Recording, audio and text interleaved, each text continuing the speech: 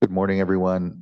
We're going to go ahead and delay our start by at least 15 minutes here really quick. We have some elders that are traveling in as part and want to be respectful and just delay the conversation so that they don't just drop in just right at public comment. So we'll just kind of delay for 15 minutes here. Appreciate everyone's patience, but we'll get started soon.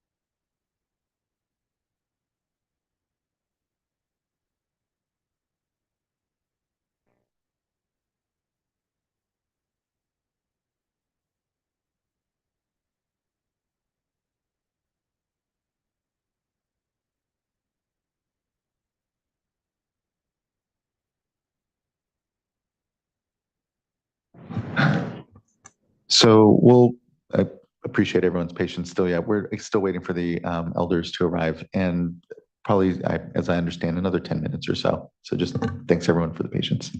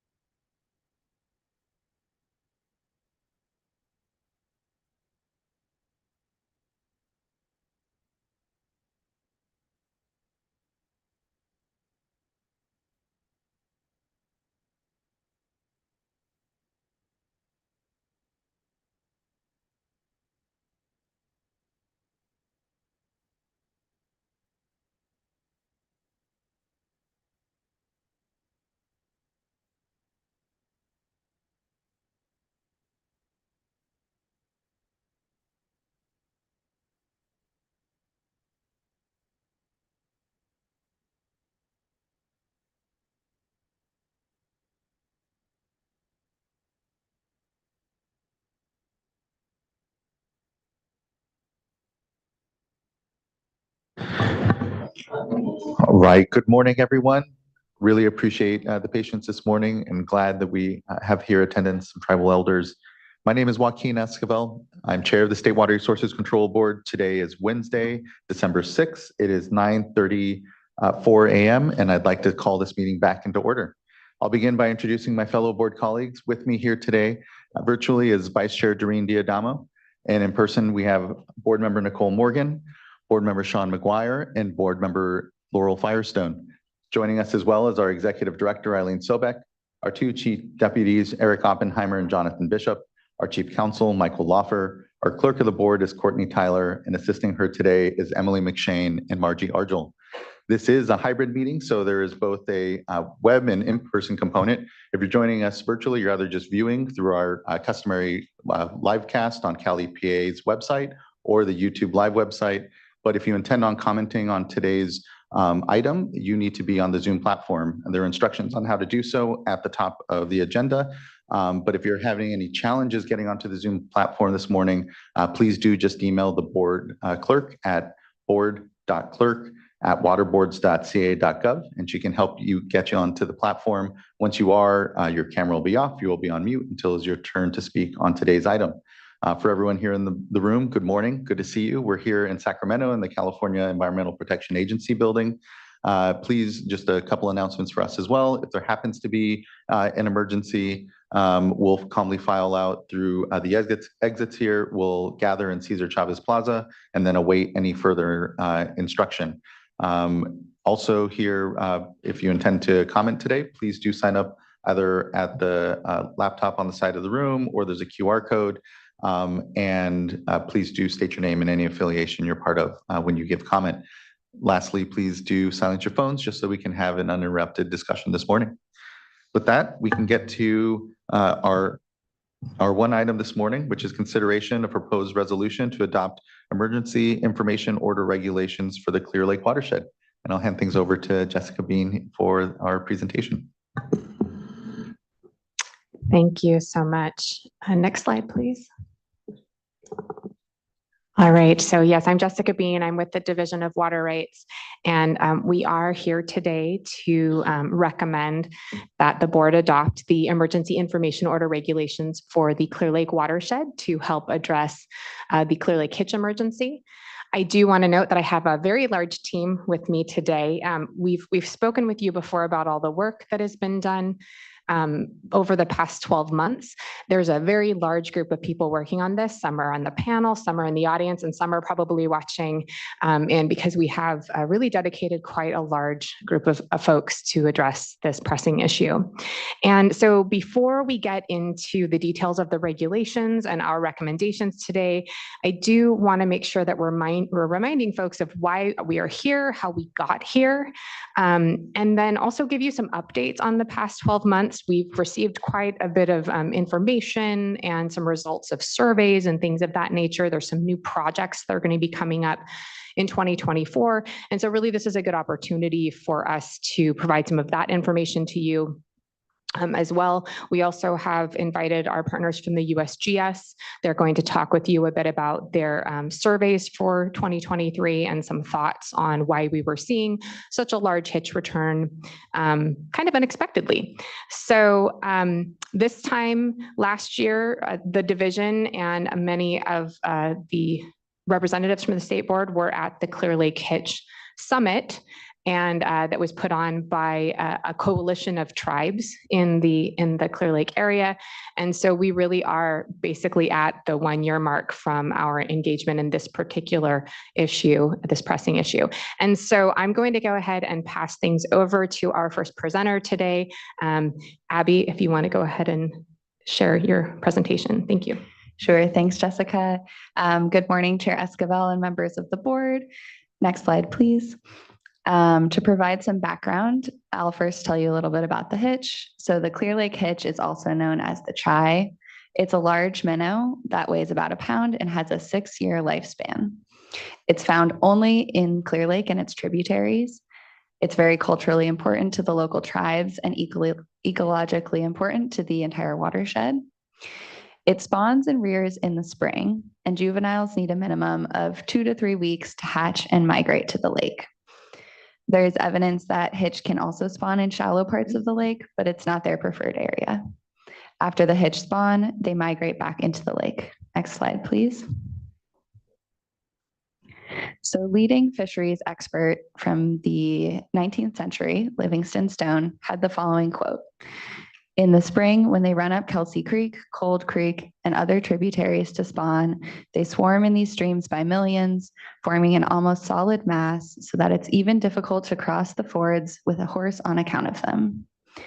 This photo, also shown on the slide, is from the late 1800s and may picture a mix of hitch and other fish species, but it illustrates what Livingston was describing at the time, that hitch were once so plentiful that during the spawning season, they filled Clear Lake creeks from bank to bank. And this is what people were really accustomed to seeing at the time. However, a lot has changed since this photograph was taken. Next slide. One of the most notable recent changes is that Lake County is still recovering from the impacts of a multi-year drought. These figures show Lake County on the top and the state of California on the bottom, and the different colors correspond with different US drought monitor categories. And shown is the percentage area that falls into those different categories for the past 23 years. So you can see that for much of 2020 through 2022, Lake County experienced extreme drought and exceptional drought conditions. Statewide, California experienced the driest 3 years on record between 2020 and 2022, occurring on the heels of the 2012 through 2016 record-setting drought. In 2021, Governor Newsom proclaimed a drought emergency for 41 counties in California, including Lake County. Next slide, please. The decline in the hitch population has been observed for many decades now. The tribes in the area have traditional ecological knowledge about the hitch, and tribal elders first recognized this population decline. It was also documented by a group of concerned citizens in the early 2000s. A federal listing request was made in 2012. Then in 2014, the California Department of Fish and Wildlife and the tribes in the area began doing surveys and rescues of hitch that were stranded in pools. The hitch was then listed as threatened under the California Endangered Species Act in 2014. The U.S. Geological Surveys USGS conducted surveys beginning in 2017, which showed an alarming downward trend in population size and a lack of juvenile recruitment of hitch. The USGS data will be discussed in greater detail later in this presentation. Next slide, please. So why have we seen these declines in hitch population, and what are the potential factors impacting the hitch? Well, the Clear Lake watershed is a complex ecosystem that's undergone significant changes over the past 2 centuries. European settlement since the mid-1800s led to widespread farming, grading, and logging in the region, along with the damming, channelization, groundwater pumping, and diversion of water resources. As a result, we see problems such as insufficient stream flows, flow barriers, and habitat degradation and reduction. The introduction of non-native species such as carp and bass has altered native ecosystems and led to issues with predation and competition. The lingering impacts of historical mining activities such as in-stream gravel mining and mercury contamination from mining operations like the Sulphur Bank Mercury Mine have caused pollution problems that persist throughout the watershed. In addition, more than 85% of nutrient-absorbing wetlands have been lost, contributing to a rise in toxic cyanobacterial algal blooms. These challenges intensify during drought conditions, creating a complex landscape for water resource management. Next slide, please. Fortunately, we had a wet winter in the past year, which provided a lot of habitat for hitch spawning, and they used it. As you can see in this photo, there are hitch swimming up the stream, and creeks that hadn't seen water in years were full. Creeks also that had been going dry in April and May in previous years were flowing through the end of June this year. Next slide, please. Some historic floodplains and areas that used to be wetlands began to flood. The hitch liked these flooded areas, which are often more natural than the stream channels. And this flooding meant that hitch would leave the river into these areas and potentially try to use them for spawning grounds. So this led to hitch rescues being conducted beginning in March to ensure that spawning would occur in streams and other areas that would remain connected later into the season. Next slide, please. Unfortunately, this is a very flashy system, which means it's highly impacted by precipitation. There isn't much snowpack in the region, and there also isn't a large reservoir to regulate creek flows. So major portions of the creeks began to disconnect starting in May. This has happened even earlier in dry years. When disconnections occur, the tribes have stepped in to rescue the hitch. Next slide, please.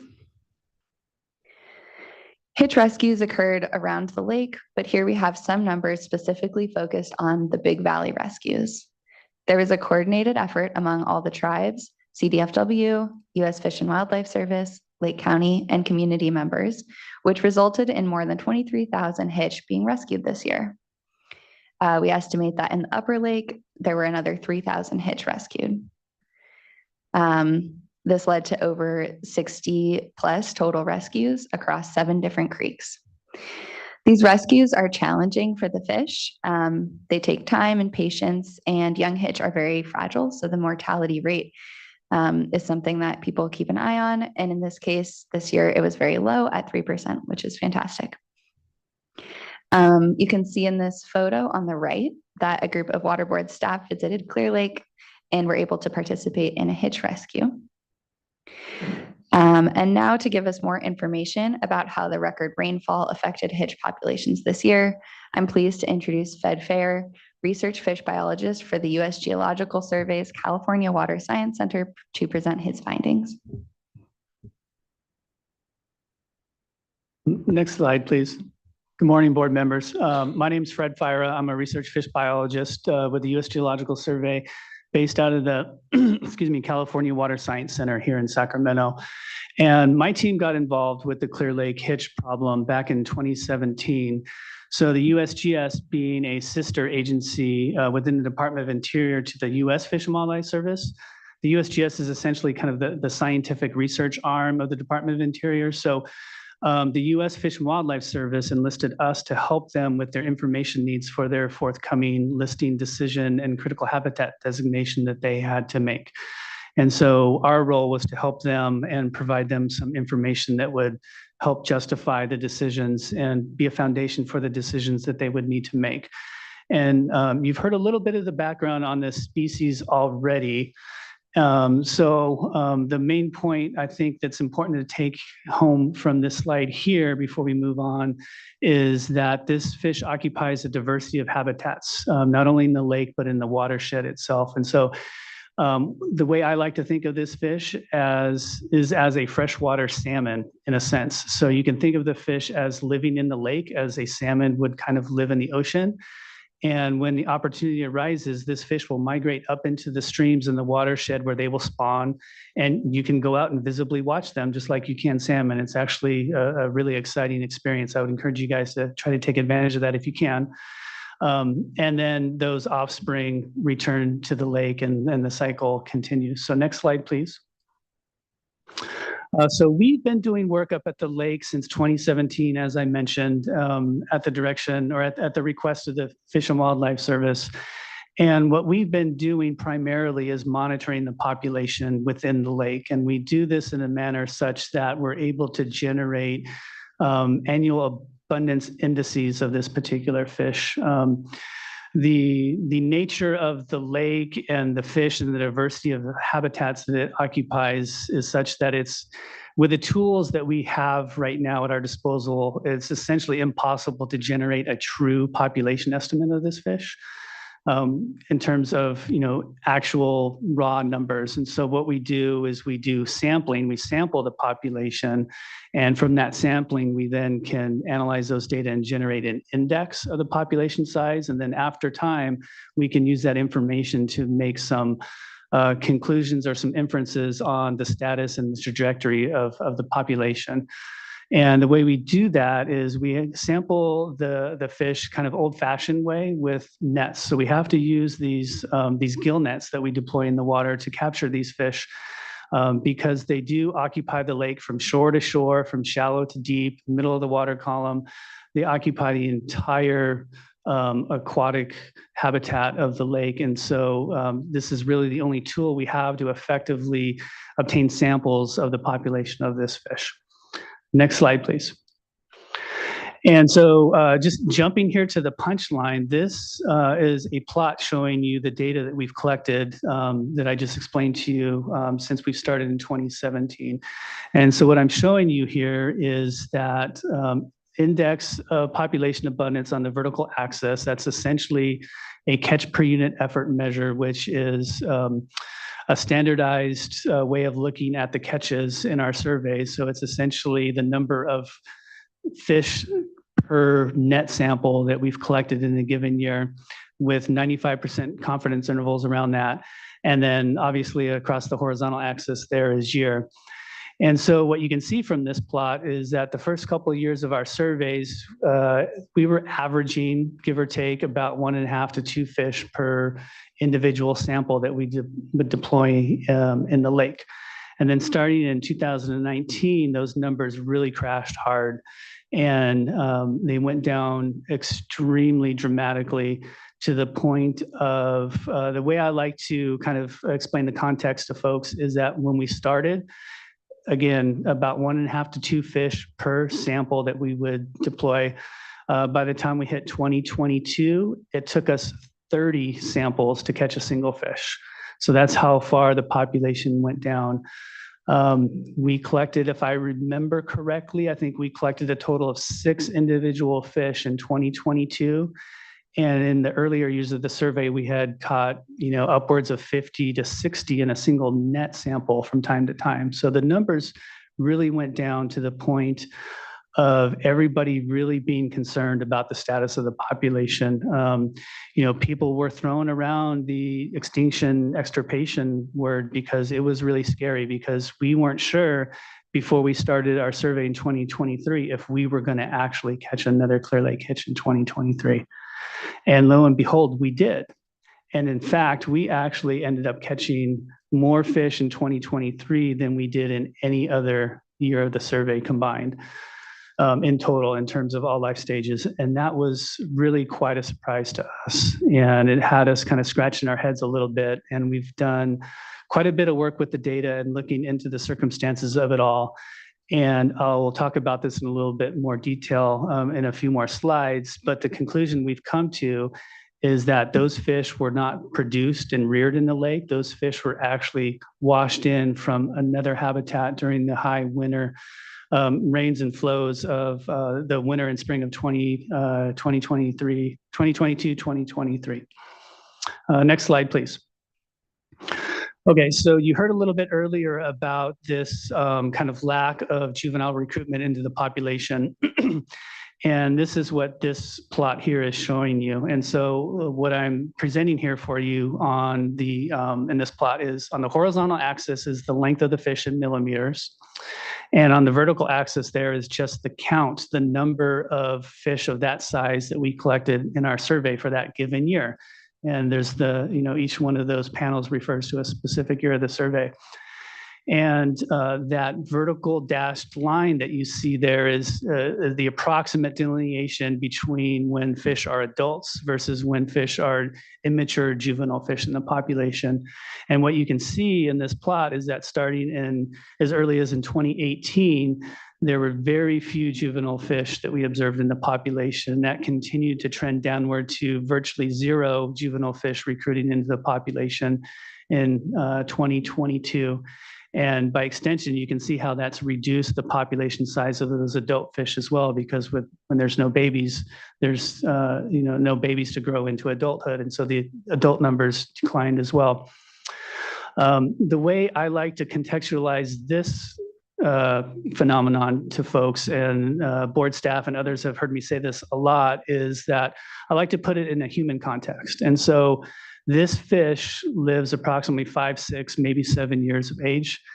And if you can imagine a situation where there's no juvenile recruitment in the population for 3, 4, 5 years, If you put that in a human context, imagine no babies being born in the population for 40, 50, 60 years.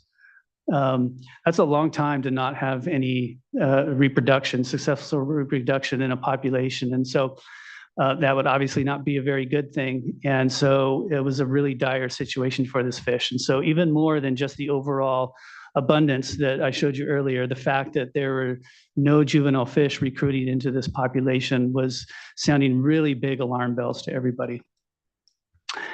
And then 2023 happened again. And you take a look at that distribution of fish, and it really makes you scratch your head and wonder what in the world is going on here. Because this might be a little bit cliche, but fish do not magically appear out of thin air, right? We've gone several years without any juvenile recruitment, without any juveniles growing into adulthood. And for all of a sudden there to be a whole bunch of both juvenile fish and adult fish in this population, that's almost seemingly magically was quite a big surprise. And again, I think we have a pretty good explanation, or at least we think we know what's causing this, and I will share that with you here in just a moment. Next slide, please.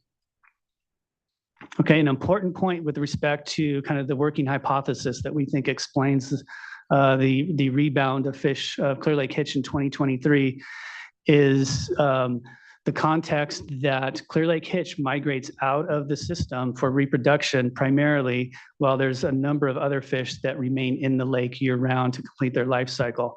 And those fish that remain and complete their life cycle within Clear Lake did not rebound in 2023, and that's what I'm showing you here. And so on the panel on your left, what I'm showing you there is the very bottom panel, the Clear Lake Hitch panel. That's the plot I showed you earlier, the abundance trends of Clear Lake Hitch. And from there on up are the same data just for other species that we catch relatively effectively in our program.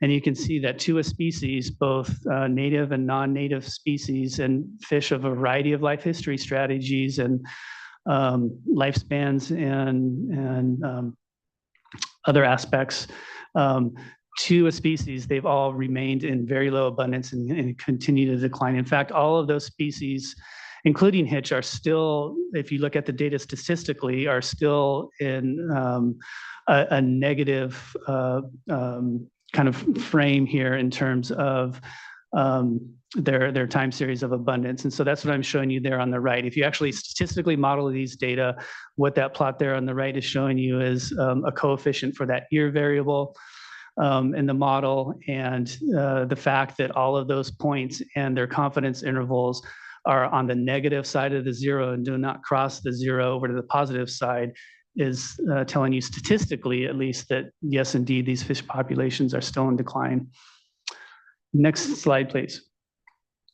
Okay, so this is our working hypothesis of what explains the rebound in 2023 of Clear Lake Hitch. And I want to emphasize to the board and everybody else that this is indeed a working hypothesis. It's not yet a fact in terms of we don't have more than circumstantial evidence at this point to support this hypothesis. We're working towards that, and I'll explain that in just a minute.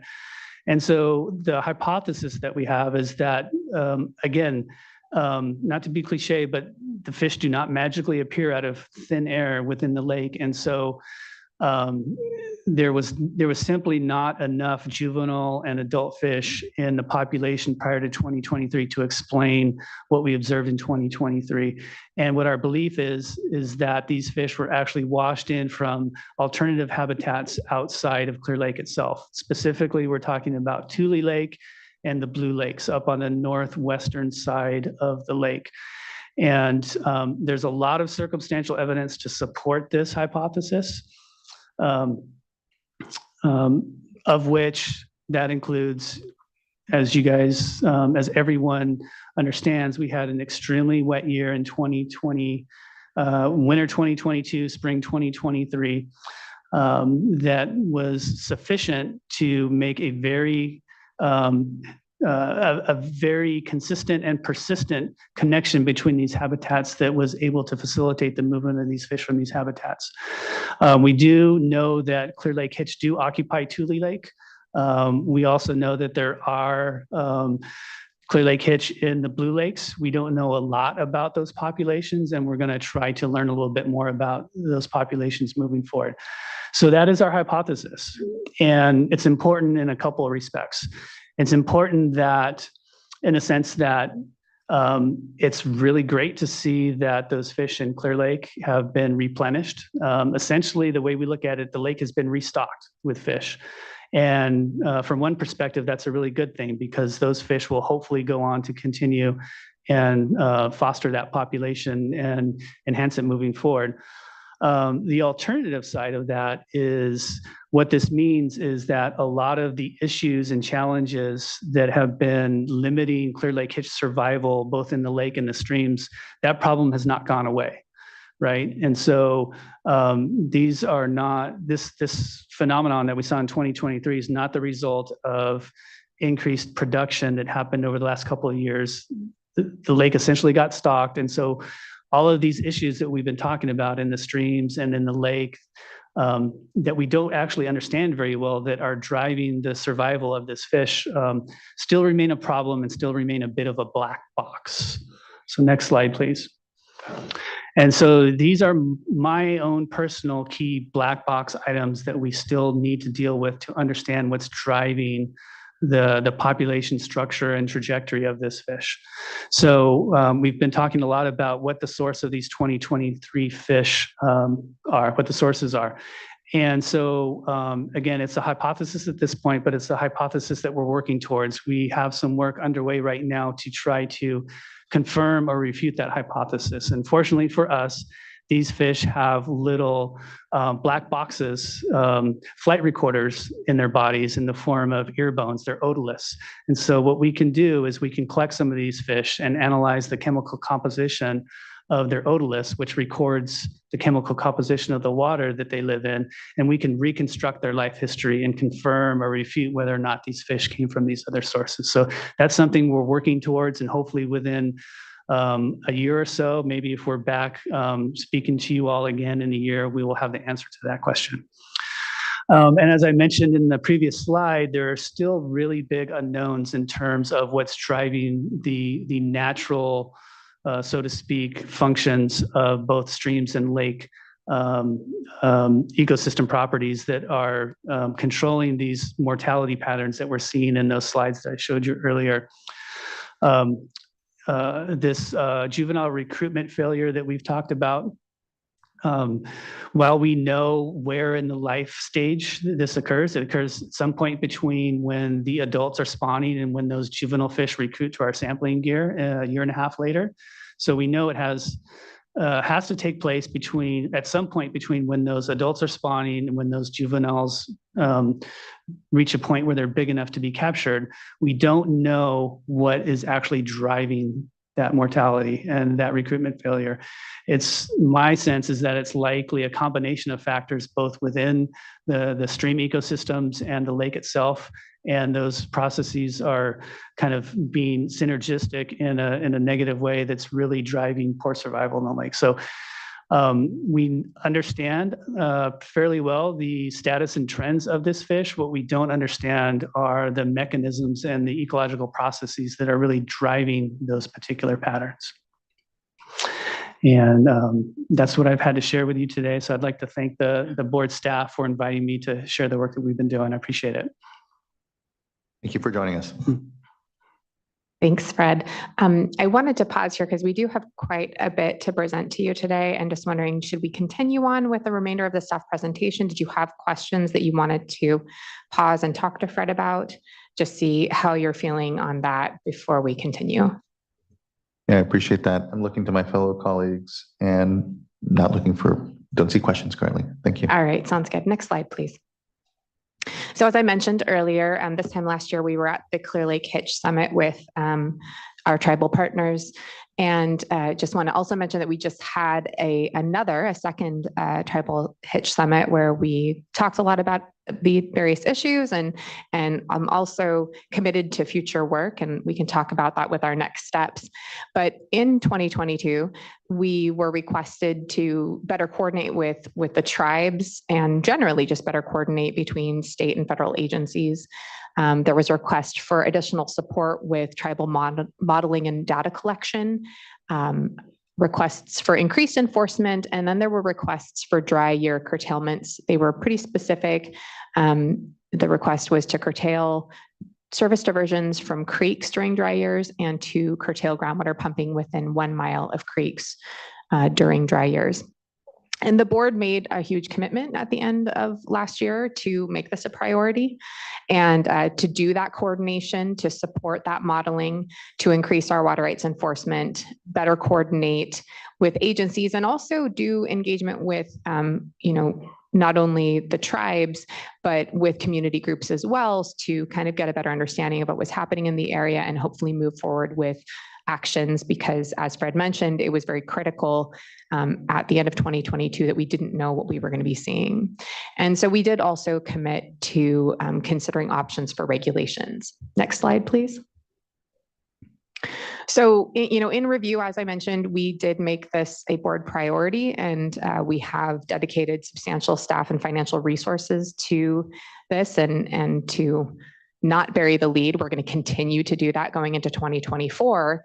But some of the things I wanted to point out is that we have ongoing coordination and engagement with both the tribes and agencies. We're doing a lot of engagement on the ground with stakeholders that could be regulated, but also community groups and other interested parties. We're holding quite a few public meetings and workshops. And I will say that as we moved forward with the draft regulations in September and held some workshops, we saw some new faces in the room. So we are starting to get more and more people engaged and involved in this issue. We've conducted quite a few site visits and tours. And then we also hired a third-party facilitator to come in and help us with our engagement, and also to help support the potential for local coalition building and voluntary work and support to move forward with actions.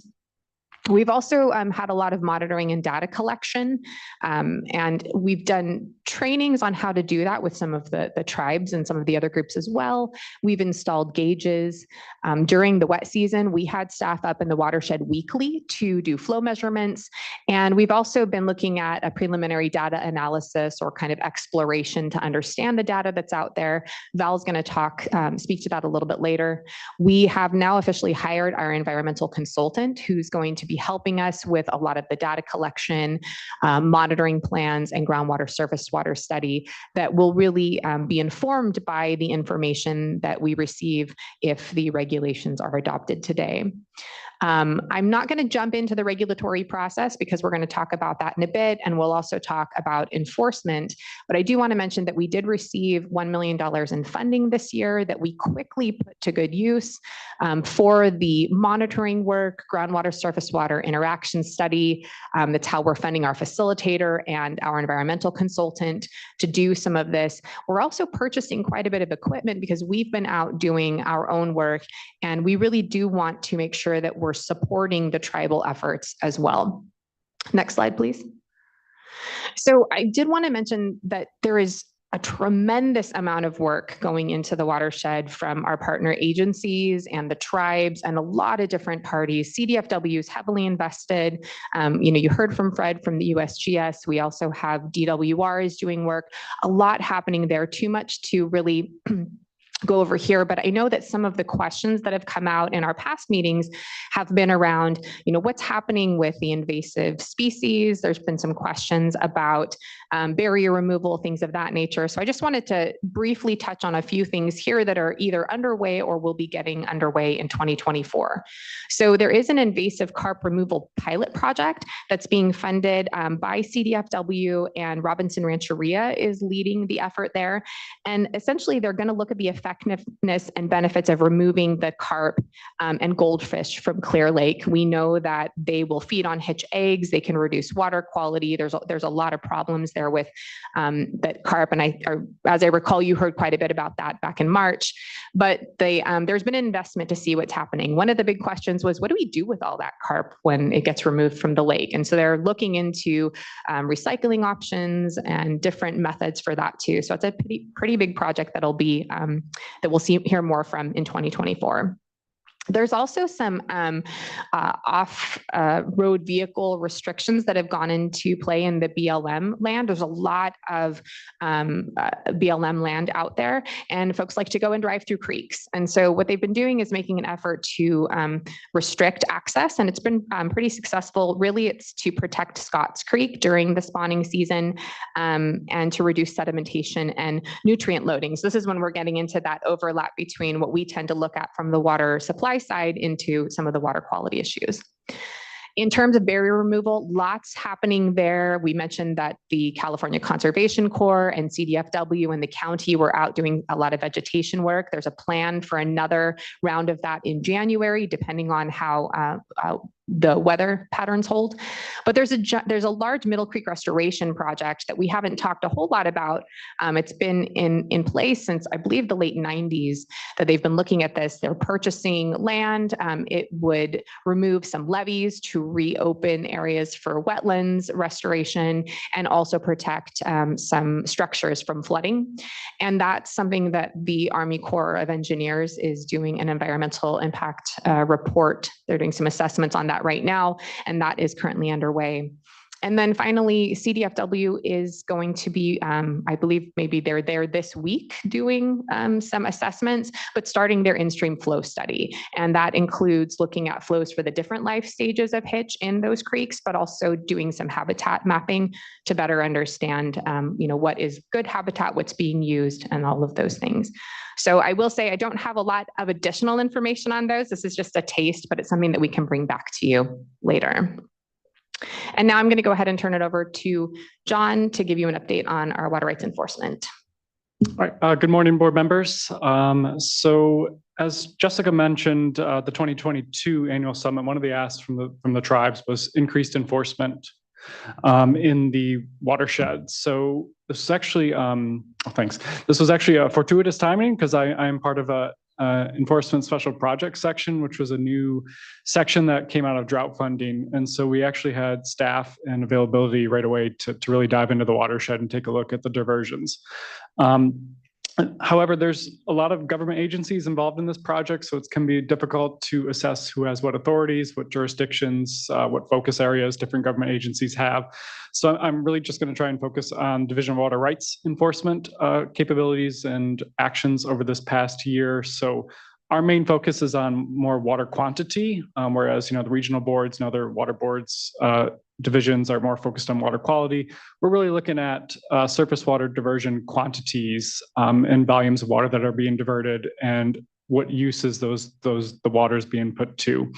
So as an enforcement agency, our main goal in the Division of Water Rights is to prevent waste or unreasonable use of surface water. We can get involved with groundwater, for example, this project through our Public Trust Authority and some other unique cases. So we are also starting to look at groundwater as well, as we'll hear more about in the emergency regulation in a bit. But our main focus in the watershed is looking at all the streams, tributaries, the lake itself, how water is being diverted, where it's going, and trends over time. And so although I am an enforcement agency, I'll say our goal is really to encourage compliance. That's really works out best. If we get compliance with statutes and regulations, we get better data, we get better ability to analyze that data and make decisions such as the EREG and information orders as we move forward. However, that being said, if we cannot get compliance, we do have tools at our disposal through what's usually in a progressive enforcement process. So this starts with some sort of informal or educational outreach. If that doesn't work, we then proceed with a notice of violation, which threatens future actions should compliance not be achieved. And then if we still can't get compliance at that point, we move forward with administrative civil liabilities, which are fines and or cease and desist orders, depending on the regulation or the violation. Next slide, please. So these are the main categories of our enforcement actions in the watershed this past year, past calendar year. I'll go into these in a little bit more detail in future slides, but just to give a summary. So one main focus of this project was looking at diversion measurement regulations. So related to Senate Bill 88 passed in 2015 or 2016 or so, which requires diverters who divert over 10 acre feet in a year to have a measurement device that accurately measures the diversion volumes and submit that data and those data files to the Division of Water Rights in their annual reporting efforts. So that was probably the largest focus of the project. However, we had some other categories too. So we also looked at reservoirs. So using some aerial investigation and artificial intelligence techniques, we were able to identify reservoirs that did not have an associated water right. And this is for both reservoirs associated with cannabis grows and non-cannabis operations. So there's another enforcement section, the cannabis enforcement section, that was involved with that effort. And then failure to file. So if you divert water in the state of California, you need to file an annual report. So we looked at overall reporting compliance in the watershed. This was also a little bit unique because failure to file is tended to be more of a blanket enforcement effort across the whole state. And when you do those large mass mail out enforcement efforts, they've largely missed the Clear Lake watershed because diversions in the Clear Lake area often fall below the threshold that the statewide effort looks at, just simply because we haven't had the resources or ability to really go much smaller in our diversion amounts. So that was an effort by our group. And of course, our bread and butter complaint investigations. We took a look at a few complaints in the watershed alleging illegal diversions or uses. And then there was also the cannabis effort as well, which I'll summarize at the end. Next slide. So I presented this before, so I'll just cover it briefly, but the first enforcement step was looking at all the diversions in the watershed. There's about 225 of them. I will say that number has changed. We'll have to do a recalculation of that after February. There's been some additional water rights filed and also some revocations and inactivations as a result of our enforcement efforts. So that number will change. So if we look just holistically at the watershed, we see there's this really large water right. So Yolo County Flood Control Water Conservation District has a almost 400,000 acre foot pre-1914 right to the lake itself. However, through some decrees over the 1900s, namely the Gopsevic decree, they have access to the top 6.5 feet of Clear Lake, and that's regulated through a dam in Cache Creek. So that does complicate diversion analysis in the watershed because there's a lot of diverters who contract with Yolo County and they report those diversions to Yolo County. So it does kind of complicate our assessment of diversion volume. So we're still working on trying to fine tune that and increase or enhance the reporting data that is submitted to us annually. But if we remove the Yolo County component, we see there's about 12,000 acre feet of water that can be diverted in the watershed. When we look at the last wet water year, so we'll be able to update this after this year's reporting, we see about 4,000 acre feet that's actively being diverted or at least being reported as diversions. So compared to the entire state, not a huge amount, but when we look at the Clear Lake watershed and the necessity of, sufficient flow in streams, especially during low flow periods, every drop counts. And so it was still, I think, a very valuable effort to look at the diversions and ensure we're in compliance with regulations. Next slide. So the first effort was this diversion measurement regulations. So when we looked at all of the diversions, we basically almost 100% were not compliant with the SB 88 or diversion measurement regulations. This is not unique to the Clear Lake watershed. I think statewide we're 15% or so compliant with these regulations. So it is still a relatively new regulation. There is still some educational needs. We've been able to contribute to the development of new guidance documents to help people across the state better comply with these regulations. So one benefit about this project, so this is kind of the first place or the first area where we've really taken water measurement regulations and really looked at what's being submitted to us. Are those data files compliant? Are they useful? And where do we need to make changes? So this is kind of being used as a model or a tool elsewhere in the state. So that is one benefit here. So summary of the diversion measurements. So we issued 47 notices of violation. So 47 water rights that were not compliant with the measurement regulations. This represented over 90% of all diversions in the watershed. And then in the pie chart here are different categories of how people can come into compliance with the diversion regulations or the notice of violation. And that's primarily included submission of revised reports. So we found that a lot of entities did have a measurement device. They just weren't submitting a data file, for example, or didn't register the device. So some paperwork cleaning up.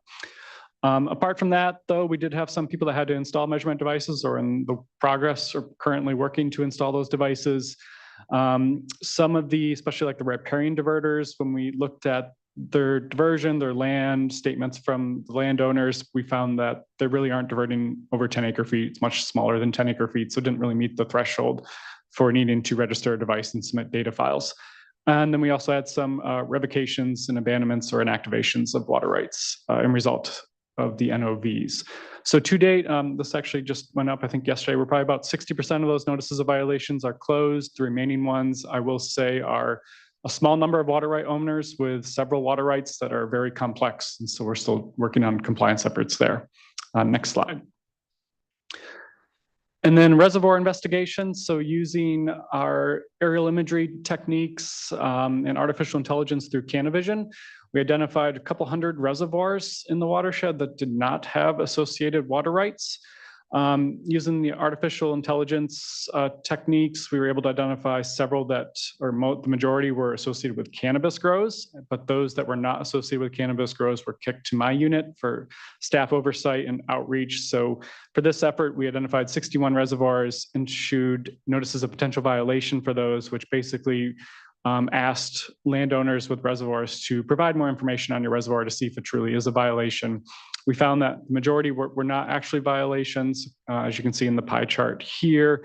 So most were not within our permitting authority. Most commonly, that means that the reservoirs were supplied or filled with groundwater. Some were also natural features. And then other findings, a lot of the reservoirs were actually subject to waste discharge requirements by the regional board, Central Valley Water Board. However, we did get a few new water right applications submitted as a result of this effort. Next slide. And our most recent effort, the failure to file effort. So as I mentioned, statewide failure to file efforts have largely missed the Clear Lake diversions just due to diversion thresholds. So when we looked at the watershed, I think we went down to about 50 or 40 acre feet or so and looked at reporting compliance and the 2022-23 annual report. We found that 18 diverters did not submit their annual reports, so they received a notice of violation. This is our most current effort, so this is still very much ongoing. I will say compared to the measurement regulations where we were a bit more tolerant and we saw a need for education, this is a pretty standard regulation that's been around for a while, so we're less tolerant with this effort. And so we've already issued 5 administrative civil liabilities and 1 ACL order currently in progress. And I'll have some more updates on this effort probably in a couple of weeks as well. Next slide. And I'm not in the cannabis enforcement section, but just a quick summary of the cannabis efforts. So cannabis enforcement also prioritized the Clear Lake watershed in their efforts this year. As summarized in the graph here, they looked at 8 different watersheds, which are Clear Lake Hitch priority watersheds outlined in the polygons there, primarily on the north and western side of the lake. And like us, they had complaint investigations, so over 8 complaint investigations. They also did site inspections, which were in coordination with California Department of Fish and Wildlife, as well as the regional board, the Central Valley Water Board. And then their most recent effort at the end of September, I believe, they issued a mass mail out of 226 notices of violation. And this is also that aerial investigation, the Canavision data. So they identified 226 water rights, or excuse me, reservoirs that had associated cannabis grows, but did not have an associated small irrigation use registration for cannabis operations. So 226 letters went out at the end of September. Next slide, please. To date, we have about 40% of the recipients have responded to that notice of violation, 60% have not. So you'll see in the graph here and also in the figure, red is our recipients or reservoirs or landowners of reservoirs that have not responded to the NOV. So moving forward into 2024, this is definitely going to be a big focus area for the cannabis enforcement section, investigating these reservoirs and coordinating additional site visits and compliance and enforcement actions.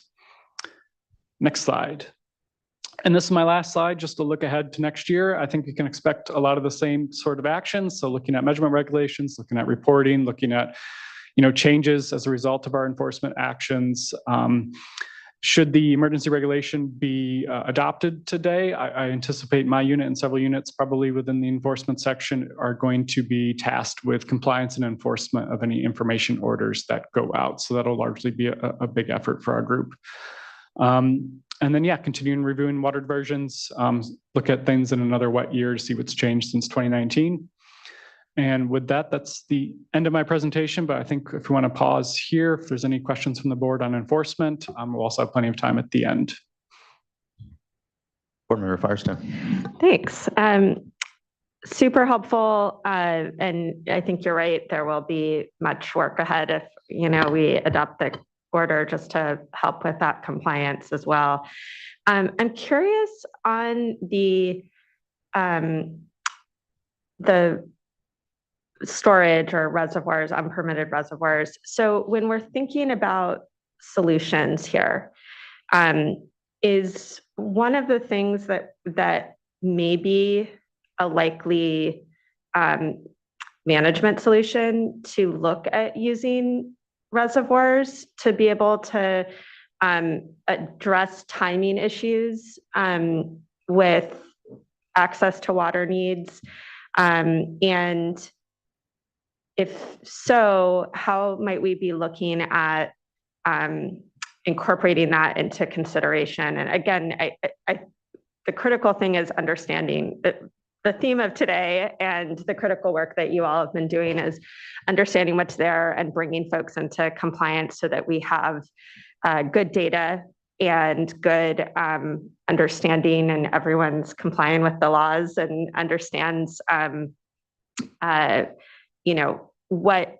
what conditions are needed to do all of these things. But I'm just wondering if that might be, although they're one of the focuses of enforcement, if these yet to be permitted reservoirs might actually be useful or important tools in some of the management. And I don't know if that's true or not. I may be totally off on that. Sure, I can take a shot at that and think some of my colleagues can add to it. So that is an option we are looking at. We meet pretty regularly with some agricultural coalitions in the area, and we have brought that to their attention. Could we maybe increase storage so that, times of frost protection, we can draw from storage instead of groundwater. So that is something they're open to. I think it's much easier with groundwater just because of the permitting process. Unfortunately, to get an appropriate permit for storage of water from surface water, it is a lengthy process. It can be expensive process in addition to the construction costs with a reservoir. So it is something that the local farm agencies do seem to be open to. They have expressed concern over space. There isn't much space, especially in the big valley area. So I think that would be difficult. Might be some coordination with neighbors needed on that front. So it could be difficult logistically and just with space, having sufficient resources for that, and also costs of construction. So I think that is something they're looking into, and that's something we've approached, we're evaluating. But if any of my colleagues can add to that, feel free. Yeah, I think I also want to add that, all options are on the table. I think as we're moving forward with collecting this information and thinking through, we want the information, we need to understand, but we also need to be moving forward on ideas and solutions. And so it doesn't have to be linear, right? It can be in parallel. And that's very much why we were supporting voluntary actions, and some of the individual farmers have stepped up and said, we want to look into these options. So I think that's something we're definitely looking at. Some folks have talked about expanding storage if they do have space to do those types of things. But we certainly, as we're moving forward, are always thinking about the outcomes and the management actions that can happen. And I do want to stress that we want to look at this in parallel very much and keep everything on the table. I think we need to get these reservoirs permitted and understand what's happening to better understand the lay of the land, so that if there are additional options and if there are actions folks can start working on, especially if there's some sort of a coalition approach and people want to think about how are they, when are they taking water, when are they using water, those types of things, we need to have that lay of the land. So this is certainly, the enforcement actions are working in parallel with a lot of the work that we're doing. And just to add, I also know that Lake County is looking to revisit expansion of the Highland Springs Reservoir. So that might be a way to provide more water in some of the key streams as well. But that will have to go through kind of the permitting process and petition process. But that is another reservoir operation that we're looking at. Thank you, board member, and do appreciate we have some resources to be able to have an enforcement. It is not the tool, it is a tool amongst them, and appreciate, as you said, Ms. Bean, it's about the coordination of the use amongst it, and frankly, about just administering a water rights system and help create greater fidelity to that. And I think that that's something that, whether you're a water right holder, tribal member, community member, everyone wants to just better see that system work. And so ensuring that there aren't illegal diversions, that we're able to respond, and especially using these greater data tools that let us do more with, the obvious not overabundance of resource we have for it is really critical. So just really thanks for all of that engagement and the progressive nature of the enforcement too. We're not here to be a heavy hand, just simply, again, one that helps administer the actual water rights system. So thanks. All right, with that, I think we'll hand it over to some more data with Val. Right. Next slide, please. I'm Valerie Zimmer, and I'm going to have a little bit of a discussion on surface water, groundwater interaction and our strategies to answer some of these questions that have come up. So I'm going to start with what we see as what are the key questions around surface water and groundwater interaction. And I see this as being 4 questions. The first one is, let's describe what water table is. Water table is the level of the groundwater below the ground surface, and it can fluctuate. It can be high and it can be low. And that's for folks that are not technical. I want to make sure that these terms are clear. And one of our questions is, how does that water table depth affect stream flows? The second question we have is, how might groundwater pumping, and that could be today, that could be yesterday, that could be 2 weeks ago, or that could even be last year. But how does groundwater pumping in the present or past times affect that water table depth? Like what is the relationship between the two of them? The third question is, what else might be going on that has an impact? This could be questions about geology. There are faults in the area. There are land changes. We know that the wetlands are disconnected in the area and the streams are incised. And part of that is due to gravel mining in the past. Like, what impact does that have on the water table depth and stream flows? And this also gets at the question that was asked about storage. If the streams are disconnected and from the wetlands and they're deeply incised, what that usually results in is a flashier system. In other words, the water will run out faster than it would have otherwise. So it's possible that reconnecting wetlands or working on the stream incision or storing water could slow that water down as it tries to leave these stream systems. And that may be a key point. And of course, the last question, which I think is the most important question, is how do we address those problems? And again, getting at that storage question, if it turns out that there's a desire and it's practical to increase storage, that could be one of the solutions. But we don't know that that is the solution. We want to make sure that we spend our time and energy pursuing solutions that science and the tribes say will work, that we think is going to actually have an impact. We also want to be practical. We want to be spending our time working on things that we can address and solving these problems. And this is part of what we're looking at the data to do. Next slide, please. So there is some data in the watershed. I want to acknowledge that there are some pretty good data sets already. It doesn't mean we don't need more, but I'm sorry, we have the next slide. Yes, good. We have the data from the tribal environmental departments. There has been continuous groundwater and surface water monitoring, especially in the last couple of years in Adobe and Kelsey Creeks. And these data sets have really increased our knowledge of what's going on in these creeks. We have data from the county and from the Groundwater Sustainability Agency. They have been taking not continuous, but intermittent. In other words, once a month, maybe twice a year, depending on the well. They've been taking measurements of the groundwater level since, I think, 1948. So we have those data sets. They've been very cooperative about sharing. We also have the surface water groundwater model developed for SGMA.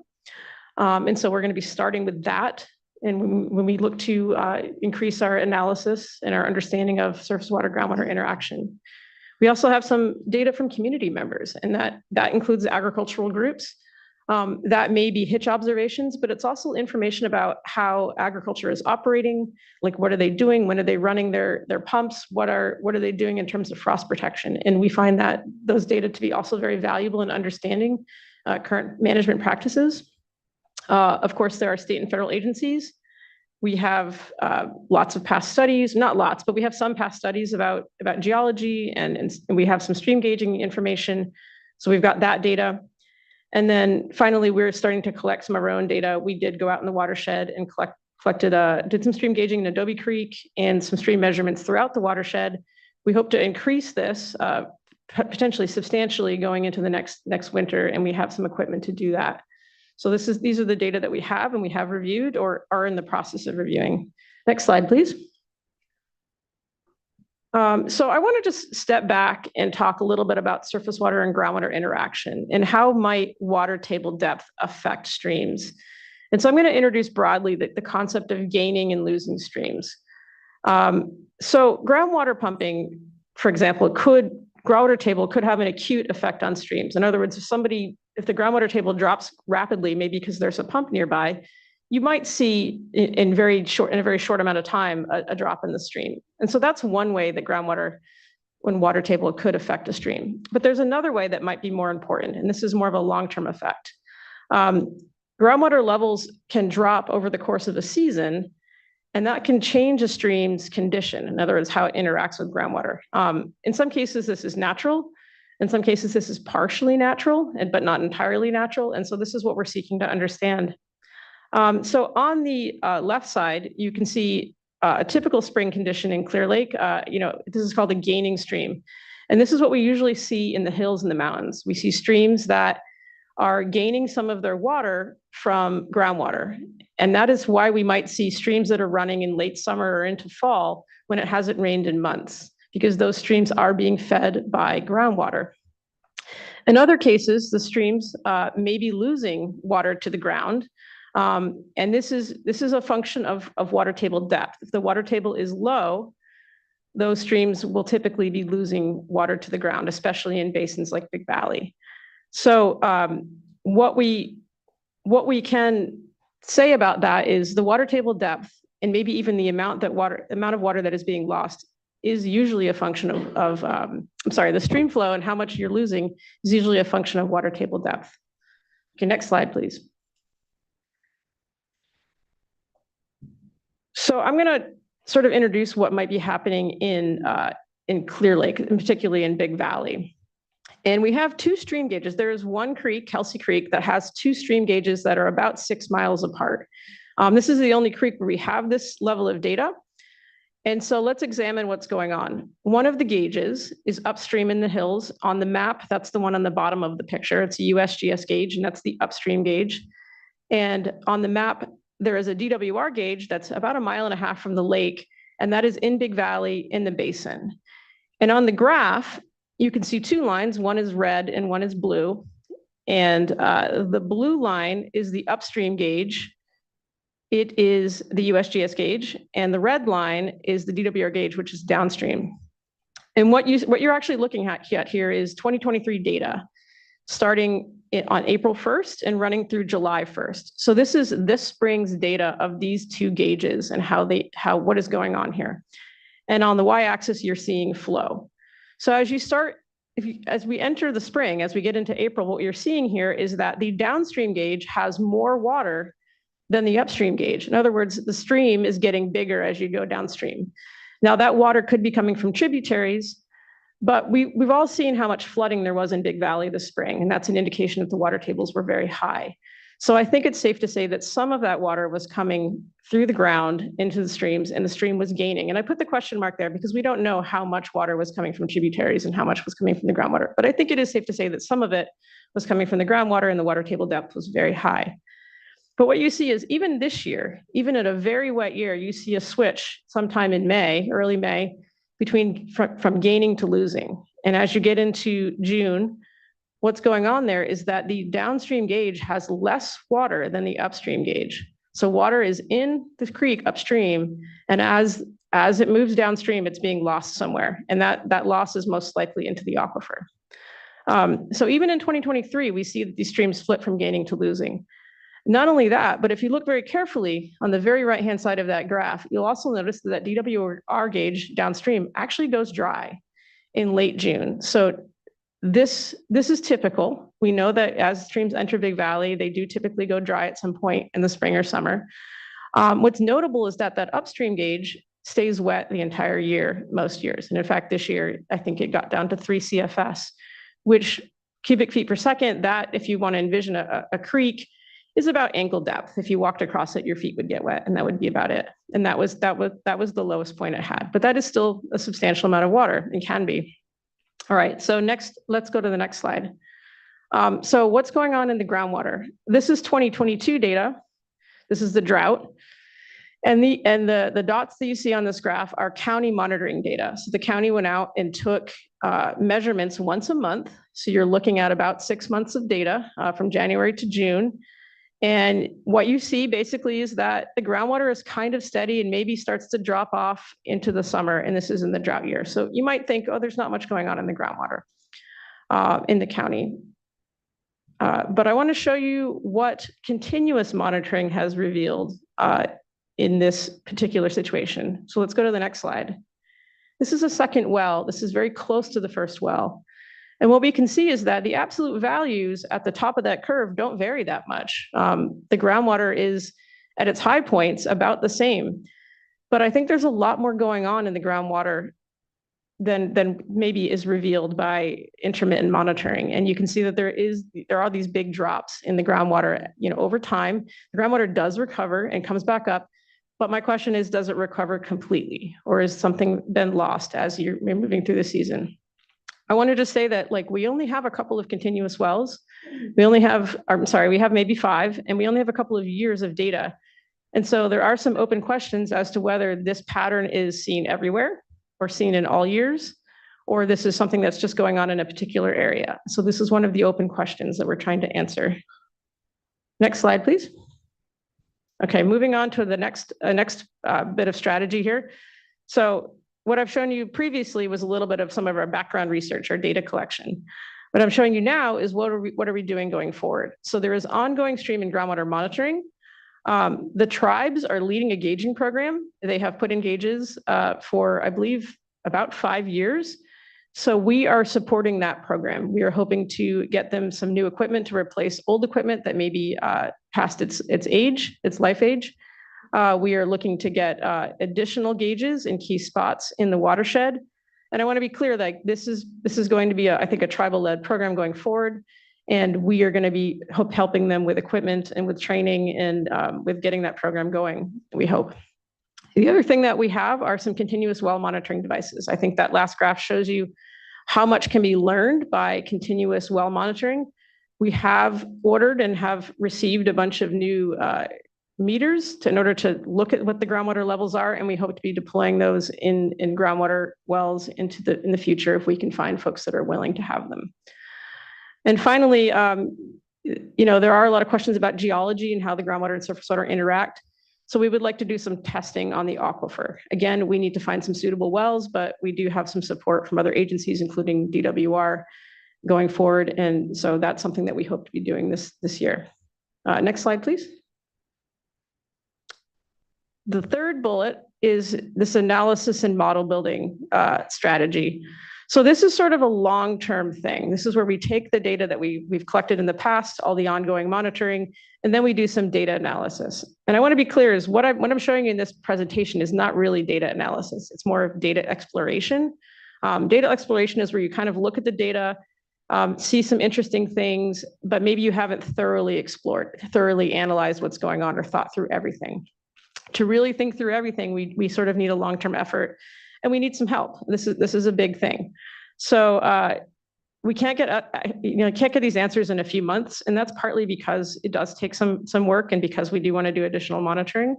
So we've hired a consultant, and this consultant is going to help us with surface water, groundwater analysis and stream flow modeling. And hiring a consultant does help us ensure that this work continues at a steady pace going forward, and it sort of gives us that background support, even if some of us are working on other things. So I'm optimistic that that's going to help get at some of these problems. And then, that consultant's going to be looking at, there's some graphs of some pear trees, I believe, what's going on with ag, that they're going to look at that very carefully. They're also working with agricultural groups to sort of understand that better. And then the picture at the bottom is the Kelseyville detention structure. And that's a structure that was built to try to, flood some of the area to increase the water table depth after historical gravel mining impacts. And so that's another question, is like, what's going on with that? Can that be helpful? We are, again, coordinating. I think this was sort of discussed earlier, but we do have other partners. CDFW is doing an in-stream flow study. The tribes and the county are looking at fish passage projects to increase access to other parts of the watershed. USGS has got a number of projects, not just Fred Firer here, but there's some nutrient modeling and additional stream gauge monitoring going on. So there are lots of groups doing some work. So we are coordinating with those groups on their efforts, and we hope to be working on the same things and making sure that we're sharing data. Okay, so the next thing I want to do is I want to show you a little bit of analysis. Thank you. Some preliminary data exploration analysis. And again, this is the same, this is the question about how does water table affect streams, right? We don't quite know how that happens in Big Valley. I think I introduced the concepts of how it might work, but we don't totally know.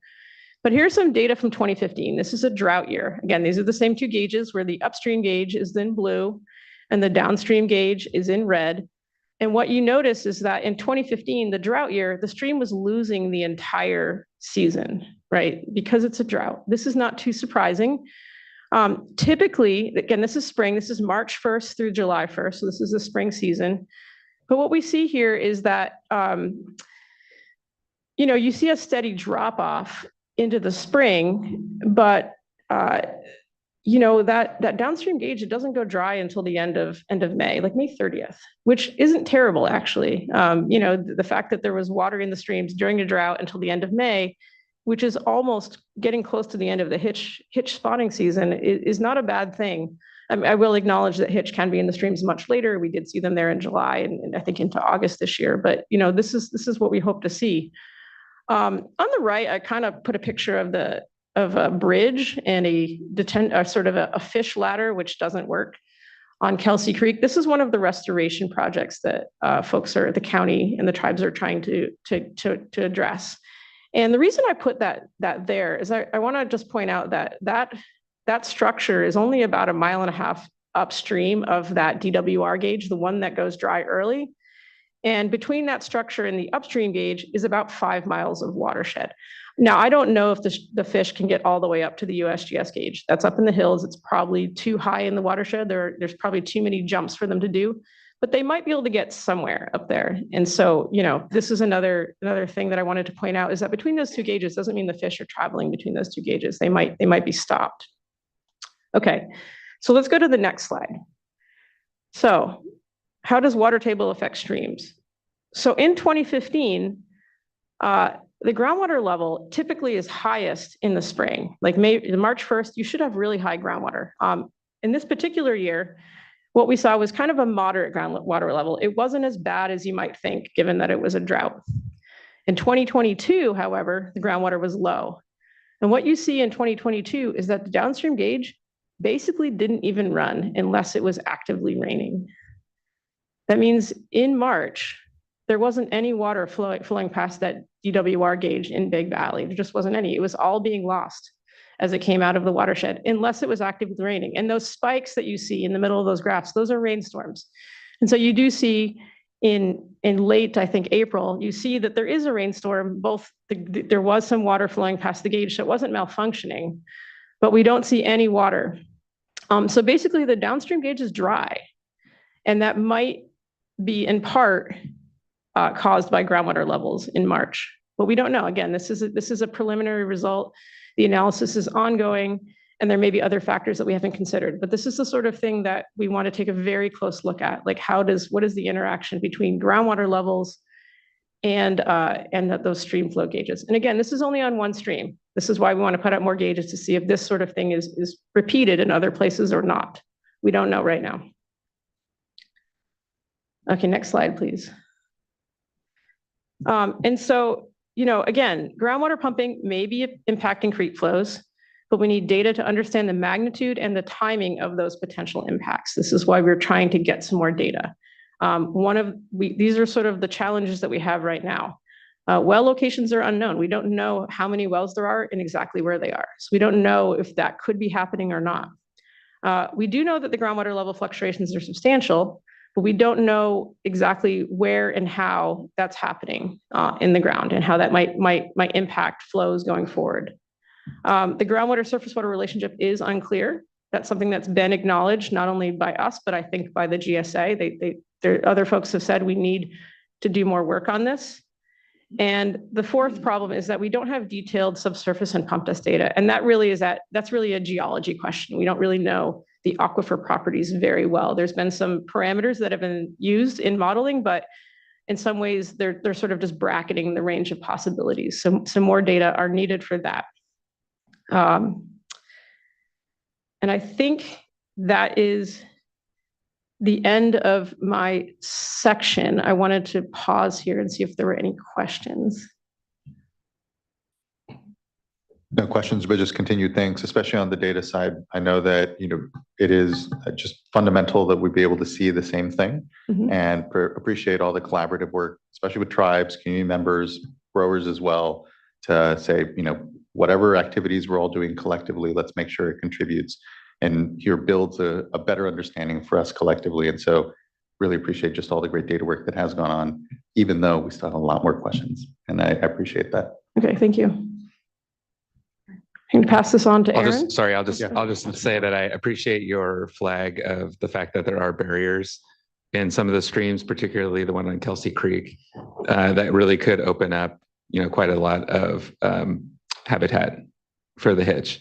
So I know flow is critical. I realize that's the subject of this item here today, but it's also clear that there are other impediments for these fish to be able to get to good habitat. And I just remember from my opportunity to go on the site visit and actually see that barrier, it really struck me as a really important opportunity to try and leverage opening up that section of the creek, because it does have flow, as you pointed out.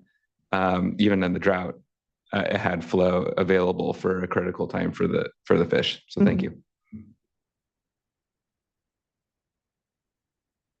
All right. Hello, my name is Erin Bender, and I'm a senior environmental scientist with the division.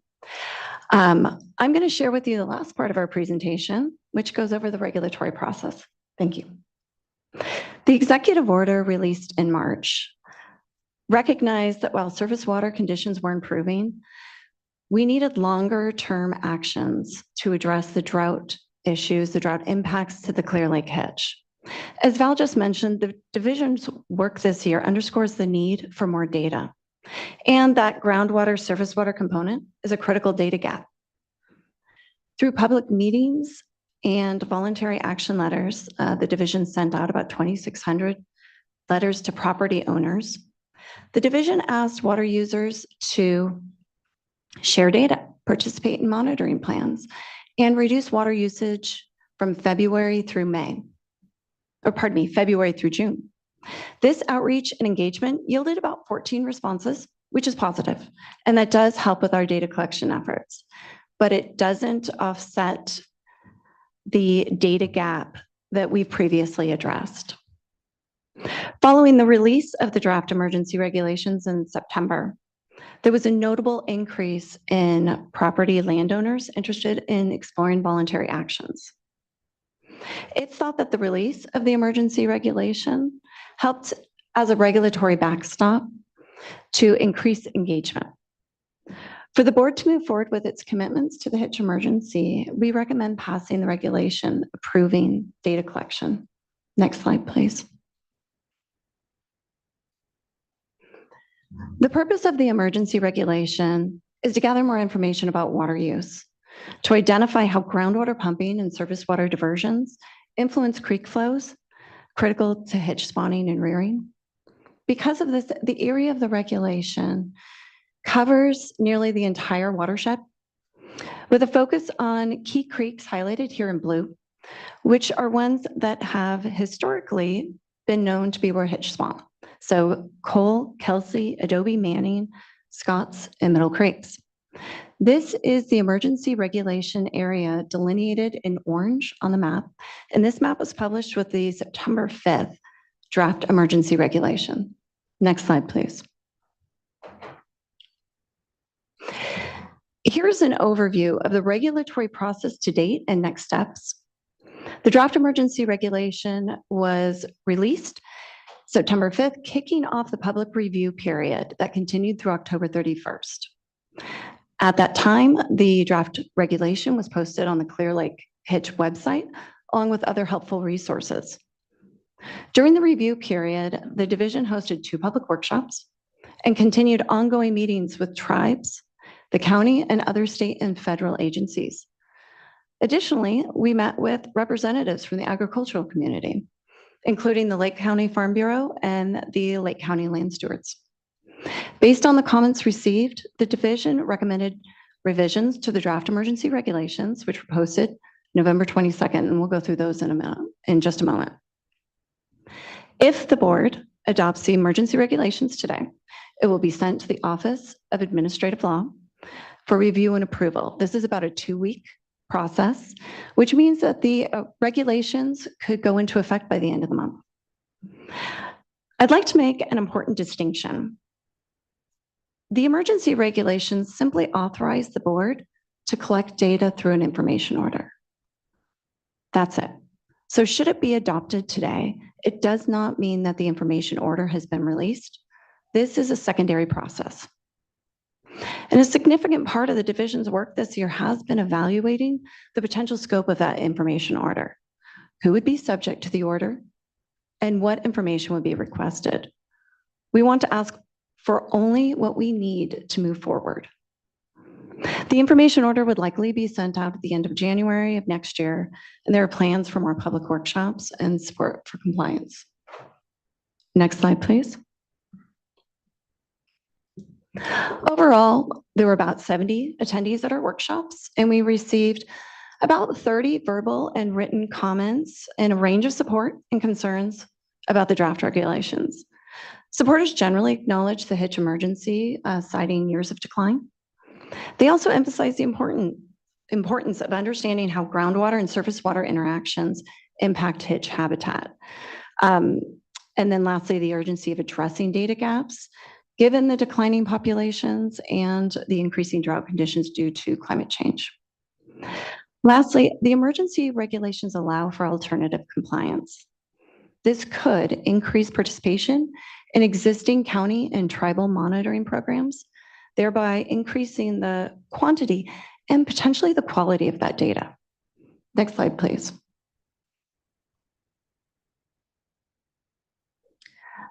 The concerns we received generally fell into one of these 6 categories, and I'm going to take a little time to go through these. So one of the initial concerns we heard were contesting whether there was an emergency. We heard because there was record rainfall, we saw a lot of fish. Fish are recovered. There's no longer an emergency. Well, as we heard today with our USGS representative, Clear Lake may have been restocked this year as a result of the record rain, but there's still so much we don't know. Like, where did those fish come from? We haven't confirmed that. Why have there been such high lake mortality rates for Hitch? And what are the minimum in-stream flow requirements to successfully support Hitch spawning? So there is still a Hitch an emergency. The potential extinction of one of California's endemic species is an emergency in any context, whether or not there is a drought. The next bullet I want to talk about is authority to request groundwater. The division is confident in its authority granted by the executive order and the emergency regulations to collect data and regulate per the executive order, or regulate use per the executive order, the California Constitution, and the public trust doctrine. There is also case law further supporting the collection of groundwater data. Bullet 3, we heard concerns about disproportionate impacts to agriculture. And actual agriculture, there we go, accounts for about 2/3 of water use in the watershed. In Big Valley Basin, more than 90% of groundwater goes to agriculture. Despite agriculture being the largest water user, the division is not targeting only agricultural water users. The regulations would apply to any water user, including municipal and domestic, because the division needs to understand the impacts of pumping on critical hitch habitat. And as previously mentioned, there's a lot of uncertainty about how water use affects creek flows. Now, that being said, we are still evaluating who should receive the information order and are looking to narrow the scope as much as possible. We also heard concerns about the cost of compliance and need to purchase monitoring equipment. Presently, the division is not planning to require the purchase, installation, or maintenance of equipment. Those interested in joining an existing monitoring program could be eligible for free equipment and monitoring services. And the division estimates it could take about 20 to 60 minutes to complete the reporting process. And staff, materials, and workshops will be made available to help people report. The next concern we heard about was that data analysis could lead to curtailments in enforcement. The current regulations only pertain to data collection and do not authorize curtailments or any management actions at this point. However, the ultimate goal of the board's work is to protect the hitch, which could require changes to water use practices and other management actions. As far as enforcement goes, as we heard today from John, the division has already been investigating unreported and unpermitted diversions and using progressive enforcement strategies to gain compliance. Those will continue into next year.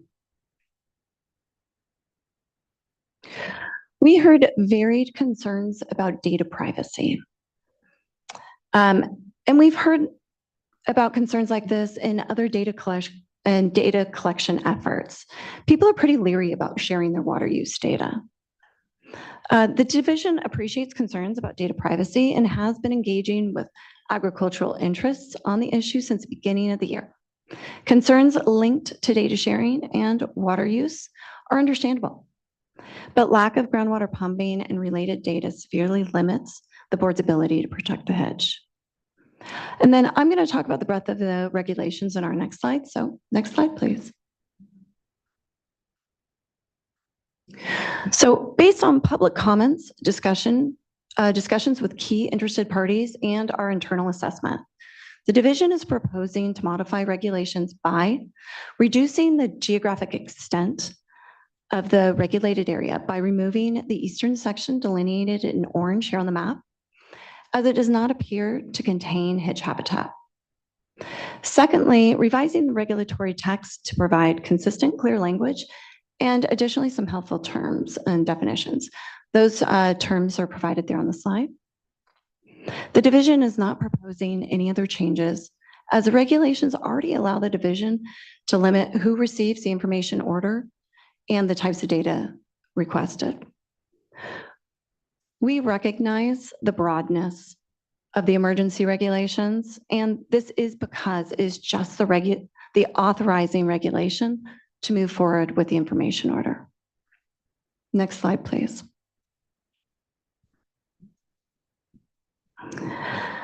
So these are our online resources. Additional documents to support the public review process were released and posted online in November, and those include the draft resolution, the notice of proposed emergency rulemaking, finding of emergency, informative digest, and fiscal impact statement, along with the recording and the presentation from the public workshops. Next slide, please. In summary, the division recommends adopting the emergency regulations that would authorize data collection for 1 year. As we have heard this morning, there is a hitch emergency, and the challenges facing the hitch have not been resolved. Water availability is a key issue, and there's a lot of uncertainty around the impacts of groundwater pumping. And more data is needed. Filling information gaps requires the collection of additional data. And this information we collect will better prepare us to help protect the hitch in future droughts and help inform collaborative solutions. Next slide, please. So just to recap, our tentative timeline, if the E-reg is adopted today, it will go to the Office of Administrative Law. That's a 2-week review and approval process, which means that the emergency regulation could go in effect by the end of the month, depending on holiday schedules. And we would plan to issue the information order in early 2024 and provide workshops and other resources to support compliance. So at this time, I'd like to hand it back to Jessica to wrap us up with next steps. Thank you. Thanks, Erin. If we could just go to our final slide. So you've heard quite a bit today from the various efforts that we have going on. Again, today we're looking at the emergency regulation, but if that does go through, we'll have a large focus on the information order going into next year. The groundwater surface water monitoring that was discussed a lot by Val, continued enforcement that John mentioned, and then also our groundwater surface water interaction study will be moving forward. There's a lot of work happening. It's very exciting.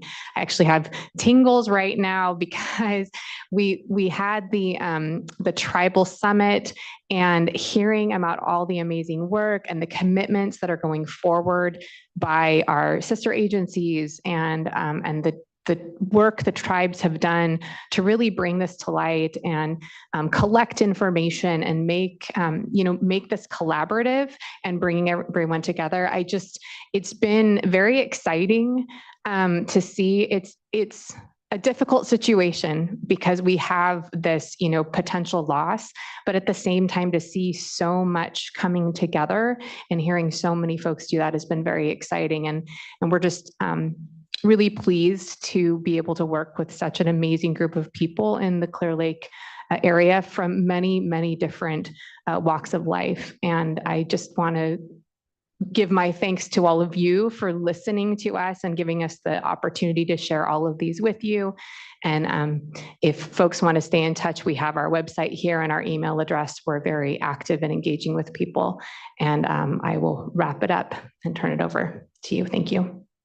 Thank you, Ms. Bean. And I appreciate everyone's presentations and contributions here to the discussion this morning. There is a lot going on. This is a measured step amongst a lot of coordination that I know that continues to happen. And what I hoped then, to your point, Ms. Bean, that it contributes in a way that keeps everyone together and continues to be here in action that helps us better understand what's happening in the watershed and continue to bring folks together over what can be a very divisive history, certainly, and topic here amongst us all. Looking to fellow board colleagues, we have a number of commenters, around 13 or so. I want to take a break somewhere either in between those, or we can take one quickly now and just take everyone as a block. But want to see if there's any comment or question first from any board members before we proceed. Chair, I had a comment. Yes, Vice Chair, please. Thank you. I just want to express my gratitude for all the really good work and dialogue.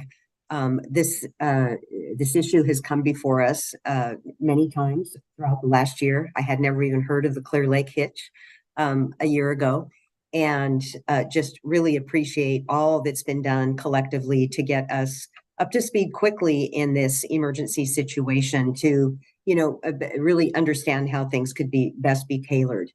And also appreciate the hospitality. I know we've all been out to the watershed, and I really appreciate all of the good dialogue that we've had with stakeholders. So I did want to just, before the comments here, in order to give staff a little bit of time to mull this over, I wanted to just mention that I think that it would be helpful. And I'm looking at the resolution, whereas clause number 4, that references the many factors potentially impacting the hitch population. And I appreciate that we had some slides on that. And even though this focused effort is on collection of information, that's not all we're doing. And so I'm thinking that it would be helpful to tie this back to at the appropriate time when we're going to be hearing anyway about updated information on implementation. I think that it would be helpful at the appropriate time to receive updated information on other factors as well, because of all the activities that's going on there. And it seems that I would leave it up to staff, but it seems that therefore be it resolved, clause 5, really focuses more on collection and various actions. I don't know if it could be included there. I'm very open to how it would be worded. Thank you. Thank you, Vice Chair. Appreciate that flag. Board Member Firestone. Thanks. And I look forward to hearing from stakeholders, and I appreciate everything that everyone's been working on. And again, I think I also just want to say this early on as we're thinking about things, and we'll have more to say after we hear from public comment. But this overall resolution and order is extremely, gives a huge amount of discretion to staff. And what we're doing is basically we have a lot of authority. We I think are very clear that we want to use that in a very targeted and conservative way. But we don't know the specifics of what we're sending out or who we're sending it to. And that is, we are really delegating to staff. And we're also giving, really giving, making clear that there's a lot of leeway in approving alternative compliance. It's not quite the right word, but alternatives. And I just think we need to be really clear as the board, as we are moving forward in this, that it's a 1-year order. The expectation is that you will use this authority, that we won't delay, and that we will get what we need to be able to accomplish the data gaps and information needs that we have, and any use of the alternative compliance will be to enhance our data understanding and not obscure or reduce the data that we're getting. I think it's really exciting to be partnering with stakeholders locally to figure out how to get more accurate data, more complete data. I think everything works better when we're all working together. But I don't feel comfortable with alternatives that would mean that we aren't collecting data we need to get and the details that we need to answer the questions and fill those data gaps. So I feel very comfortable, given the leadership and actions that staff have taken over the past year, with giving that discretion to staff. I have a huge trust in how staff have used that and done it in a collaborative and really transparent, respectful manner. But I do think it's important for the board to be giving direction on how you all are going to be weighing that as you implement this, because there is a huge amount of discretion. And then the only other, or the other significant thing that I just maybe we can mull over is, given that we don't know exactly who will get what and how things will be implemented here, we really need to figure out how we're going to publicly report back, what we send out, what the participation looks like. And then ultimately, I think that the entire goal here is to have a kind of one science, transparent, we're all looking at the same thing and understanding the same things going on here. So providing that one science space, but part of that is about reporting out how we're using this. And there's a lot to do in a really short amount of time here. If we're going to get this out in late January and then support good participation in this and good data collection, and then be able to keep people informed on how that's going. I think everyone that really helps everyone, again, be seeing the same things and build that momentum. So maybe think about, welcome to answer now, but I think about how we might be able to just be prepared to provide that public transparency on what goes out, how participation's looking, what data comes back, and keep folks informed. And I know, you all have done a great job on that over the past year, but it's particularly important given this, the nature of the action that we're doing now. Thank you, Board Member. Board Member McGuire. Yes, thank you. Thank you for the presentation and just elevating this emergency. As I said earlier, I think this is really important work, and really impressed with the level of engagement over this past year. I too was unfamiliar with the hitch and the state it was in. So this has really been an education, I know, for all of us. And so don't take this lightly. And I just wanted to piggyback a bit on the comment about the broad discretion of the regulations. I would say, that's an area that gives me, if anything, gives me a little pause. That is certainly one of them. And I appreciate, and I agree, I have a great level of trust in the intent here. And, because this is being done in such an open and transparent fashion, I think these decisions, are not being made in a vacuum, and it should come as a surprise to no one. So I appreciate the level of detail in the presentation today. But on the other hand, we only have a year. And so I do feel that there's this sense of urgency to collect the best data possible in the shortest amount of time possible. And so I would like a little bit of reassurance, because what I heard, I think from Ms. Bender, was that you don't anticipate requiring installation of monitoring equipment or measurement devices here at this time. But as I read the regulations and as I read the resolution, I don't see anything that actually says that won't happen. So I guess what I'd like to hear is, maybe just a plus up on that, and just confirmation that if anything changes, so that's one example, right, of an area where it's a little unclear how information might be requested as you start to get the information orders out, and maybe you realize that it's not quite answering all the questions that you currently have. So how would that check back work in terms of reporting out, or maybe, confirming that your direction is still really consistent with what the board's potentially authorizing today? So, as you said, we only have a year, and I think it would be exceptionally difficult to try and get any kind of a metering program together. I just think the practicality of that would be really challenging, just to lay of the land for that.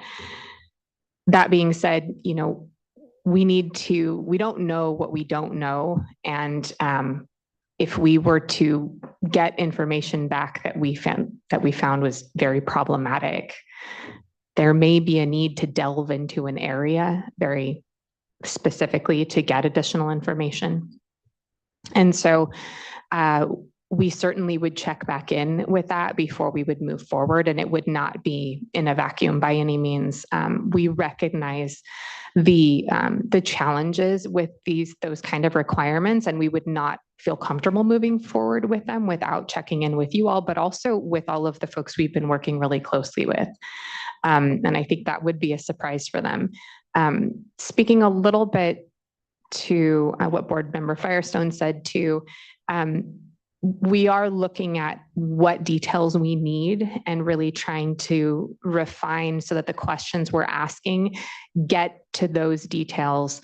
So we're ensuring we get what we need, and then also supporting better data collection, better compliance.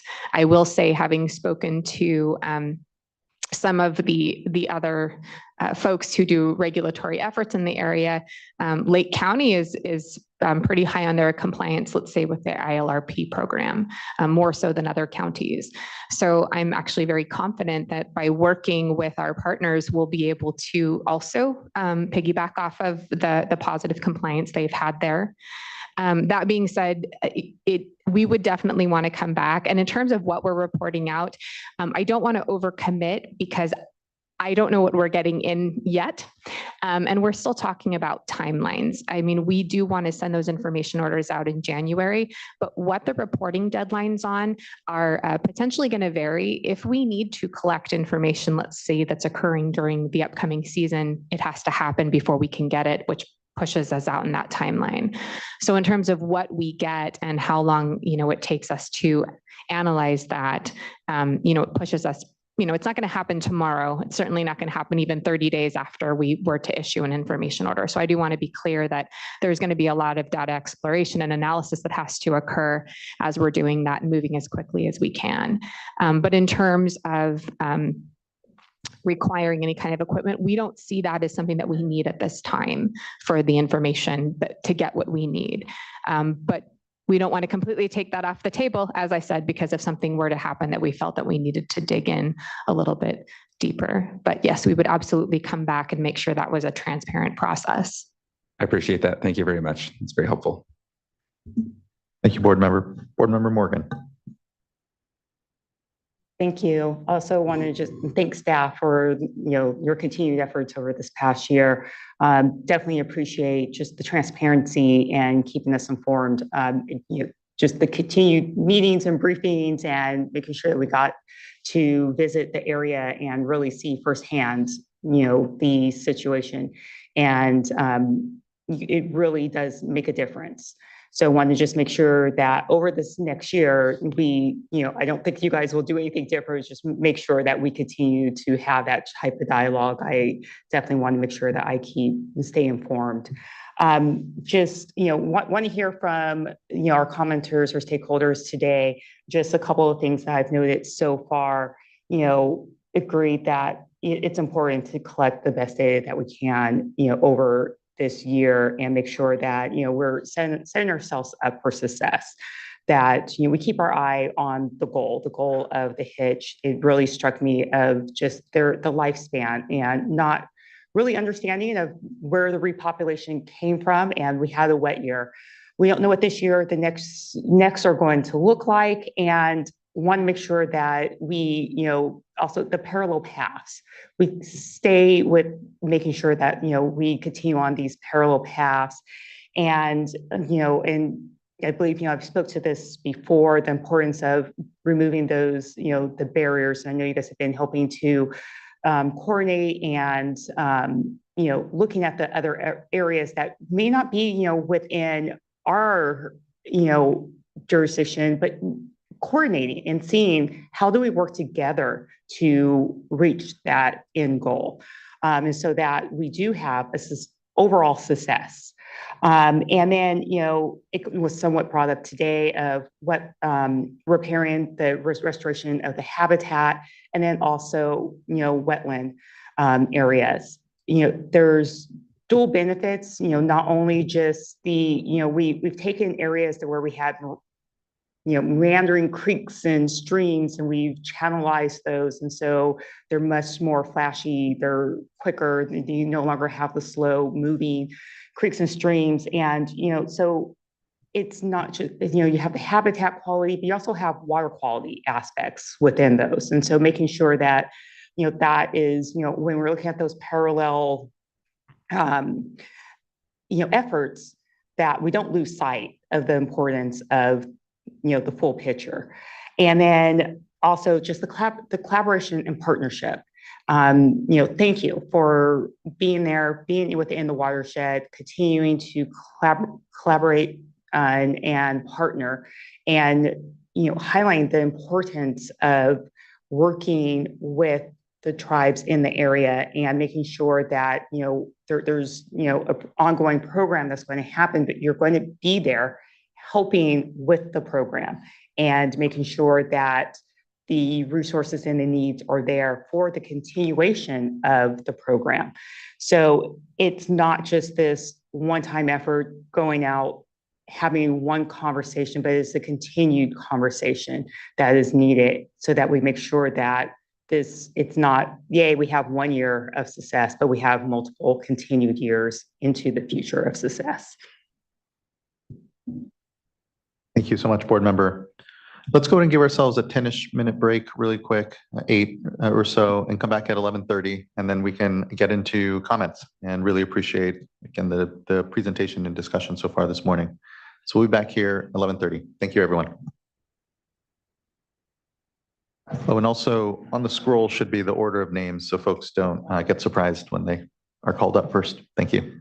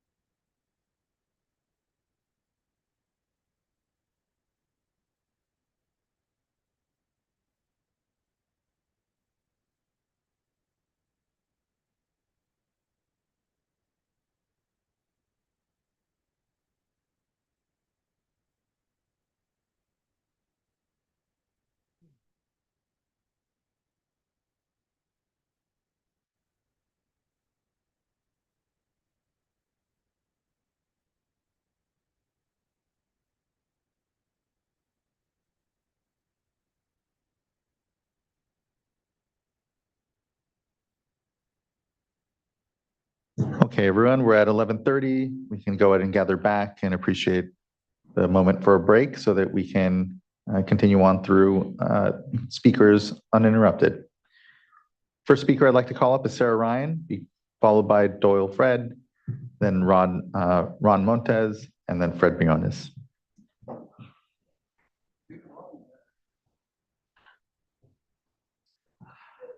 Oh, you might need a mic isn't on yet. Just a button on top that you just need to press. Sorry. You're also our technical assistants. Yeah, thank you. It's green. Thank you. Good morning. Thank you. Good morning. Thank you for starting. I'm glad the meeting started a little bit later today. We traveled from Lake County this morning and brought some tribal members, including some elders and some youth and some wonderful people. And some of them will be speaking today. And we also have some folks joining us online. Big Valley submitted a letter in support of this emergency information order when you first asked for public comment. And that is because over the years, with the environmental protection program that I lead, as well as our members' observations over many, many decades, we know that there are some creeks that go dry before the chai make it down, the newly hatched ones make it down, and sometimes even before the adults make it down. And the Adobe Creek is just right down the road from Big Valley's lands. It's also in their homelands, their traditional lands, as well as Kelsey Creek, Coal Creek, Manning Creek. I mean, all of these Big Valley creeks that have a lot of water use going on from agriculture and other uses. The tribe, especially Big Valley, has been out there collecting the chai over many years, and has noticed over the years huge changes in how much water is available. Matter of fact, there was a species that went extinct, the Clear Lake splittail, because it spawned after the Clear Lake hitch. So we know that water changes have been, and the availability of water has been an issue in their decline. Some changes are also happening with the drought. We're having longer droughts. And because the chai only have a 5 to 7 year lifespan, that could be enough to make that difference of whether they're going to make it or not.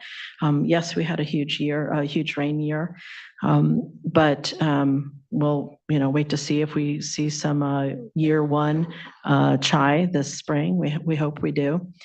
But again, being right there, just right out our doors, and seeing how during the frost protection times of March and April, and even into May, and knowing that the chai are getting stranded in the creeks, as your data that Val Zimmer showed.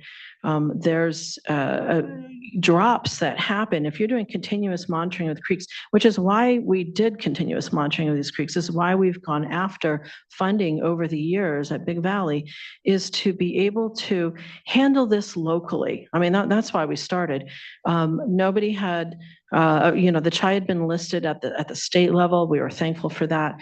And so we went after developing our programs and prioritizing, protecting this resource, and went after funding and set up a program where we would look at water levels in both wells and in the creeks. And so we, continue and we took that information to the county, to the Big Valley Groundwater Sustainability Plan Advisory Committee to be used to be more protected, because we're showing that there is a groundwater surface water interaction, which is impacting the chai during key spawning times. And all it takes is some stranding, sometimes where it's sucked dry in certain areas, that we could have thousands of chai that are no longer, that die. As you saw with the slide earlier today, there were over 26,000 chai that were rescued from our teams. And that was because they were getting stranded because there was a lot going on, including water use. So we absolutely support this effort to collect this information. the fact that only 14 property owners out of 2,600 voluntarily gave information shows that there's a need to put a little more oomph behind it, because you have a responsibility to manage these resources, and all of us want to be able to benefit future generations as well, and making sure that a species that has been part of the tribal food reliance for millennia is still there. And if there are members of the agricultural or other community that would like to be a part of our monitoring program, we do have pressure transducers and sonic water level indicators that can go in their wells, and that could be potentially some of the alternative monitoring.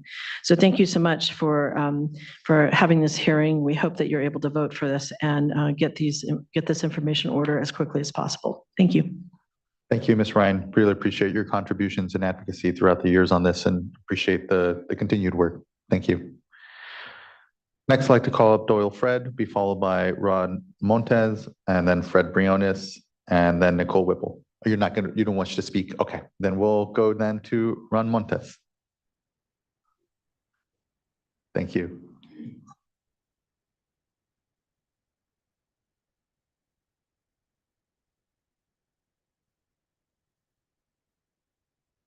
Good morning. Duenami Kodie. Good morning in my language. Wakshi e Ron Montez Buchike Kabenapo. My name is Ron Montez. I'm an elder from the tribe called Kabenapo, the Rock People. And it's a pleasure for me to come again. So it's been a year since the last time we were here talking. And look at all this group. You guys look familiar. Didn't I see you guys just recently? Well, I just would like to commend all of the groups that responded to our call a year ago when we brought our concern for our hitch, our chai. And it was such a showing of cooperativeness and working together. It was like, it's a first. And it has made a model for the rest of California and the other groups that are out there, that you can work together to accomplish a hard task. And bringing on people who have expertise in these different fields have really been a godsend to us, Creator sent. So I just wanted to thank you guys for that. All of you who are being sharing your time, your knowledge, your skills with us. We appreciate that. On behalf of the Chai, I sang to them when they first came back. I stood up on that culvert and I sang to them. Because at that culvert, that whole area is made for flood control. It has nothing to do with Chai. The culverts are too high. They can't get past that. Just a few make it, because they don't jump like a salmon. And so in that area where I was singing, they were pulled up there.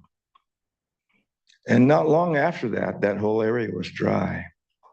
I went back and I was amazed at how quickly it was dry.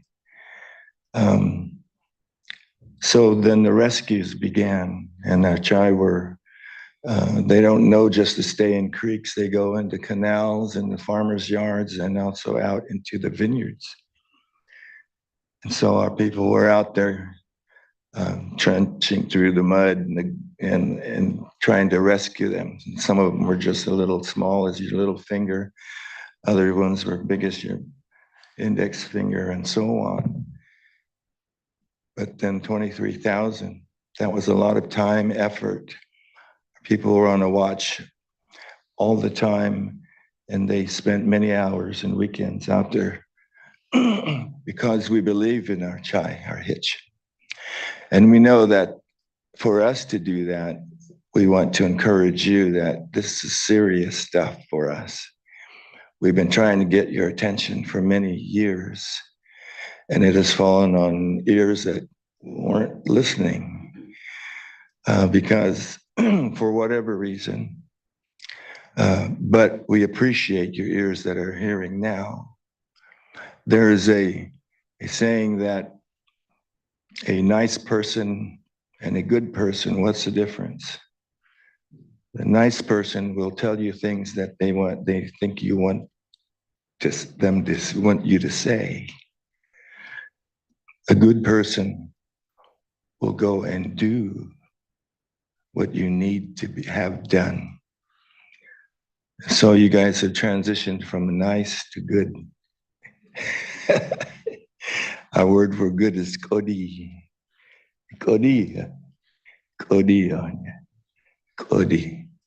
I say good to you, and I pray that the Creator gives you more strength and wisdom, and that you pass this, our desires to have this informational order passed, so that we can get the information that's needed. There are many vineyards in our area. We don't know how many wells are on each one of those. 1, 2, 3, 4. There's lots of areas. And since there's no reports, you don't know where they are and how many and how deep they are. You can't make any good, clear judgments or data without all that stuff. And that's on you. That's your responsibility. Ours, we're trying to save our chai.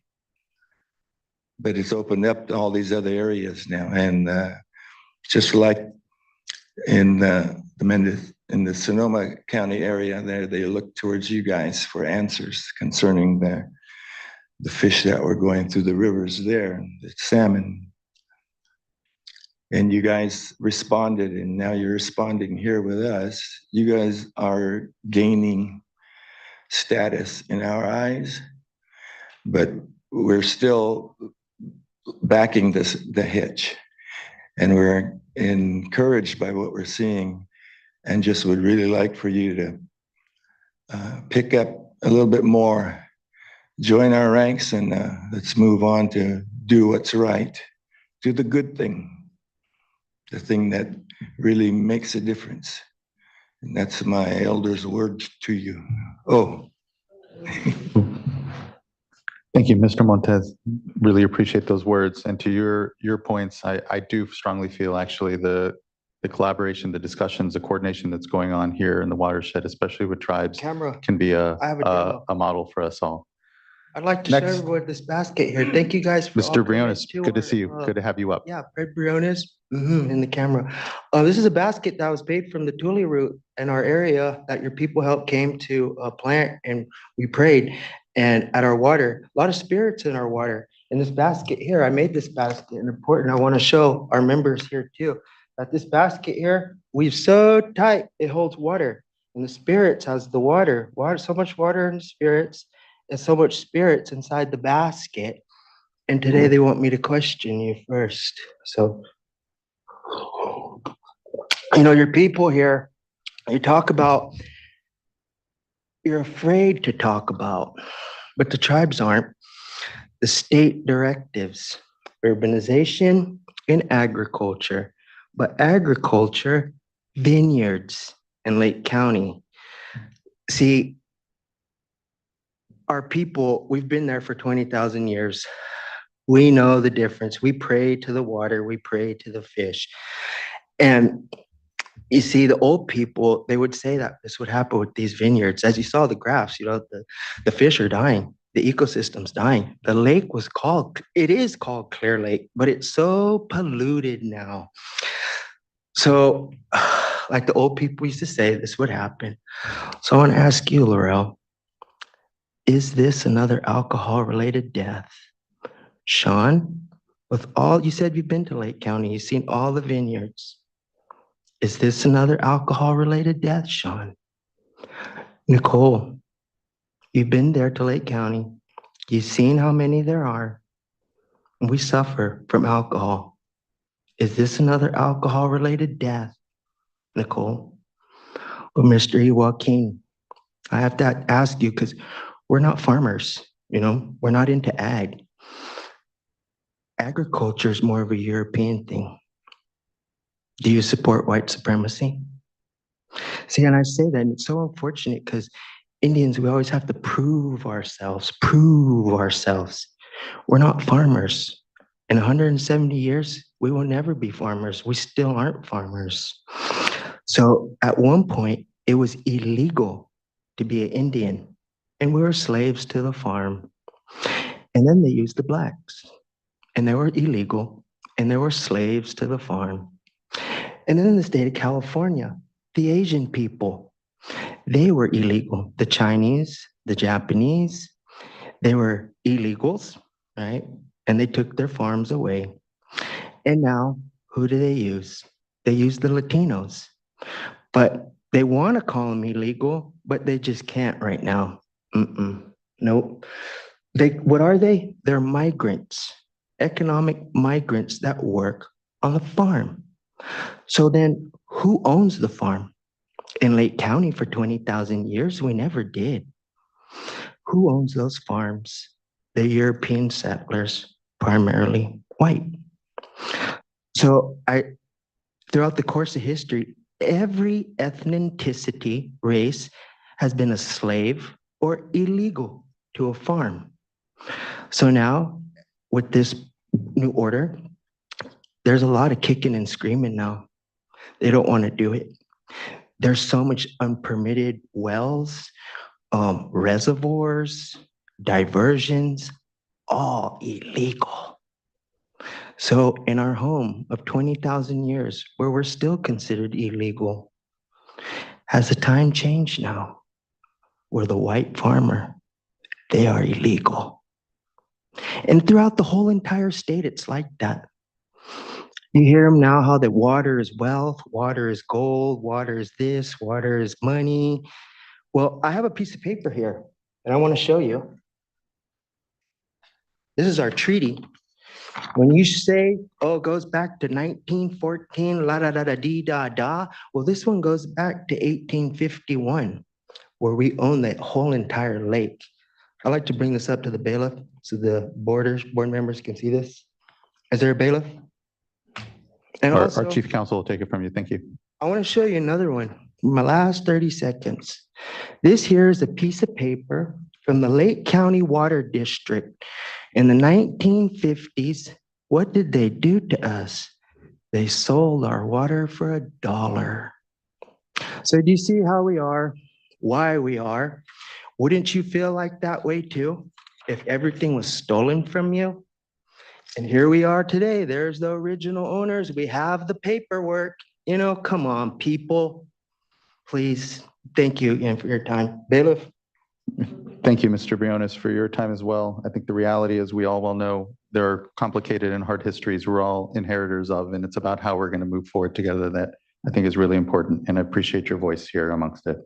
Next, I'd like to call up Nicole Whipple, be followed by Taylor Woodruff, and then Mary Lynn Ellis.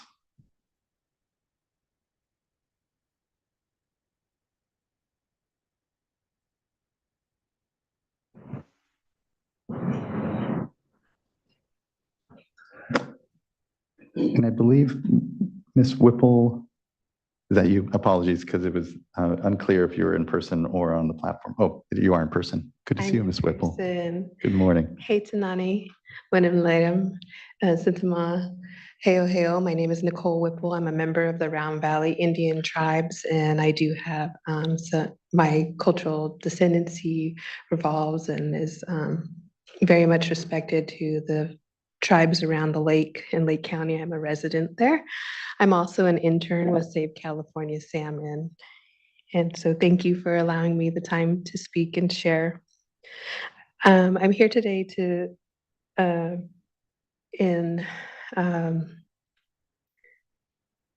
support the resolution to adopt an information emergency order in the Clear Lake watershed. And I'd just like to share that, you know, our respected elder Ron Montez shared over a year ago in an initial hearing when he brought up the concerns about the hitch.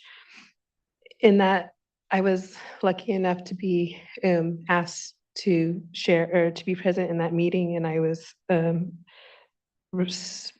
know, hearing him and seeing the board nearly in tears was something that, you just can't come back from. And I appreciate you all being here and continuing to work on this project.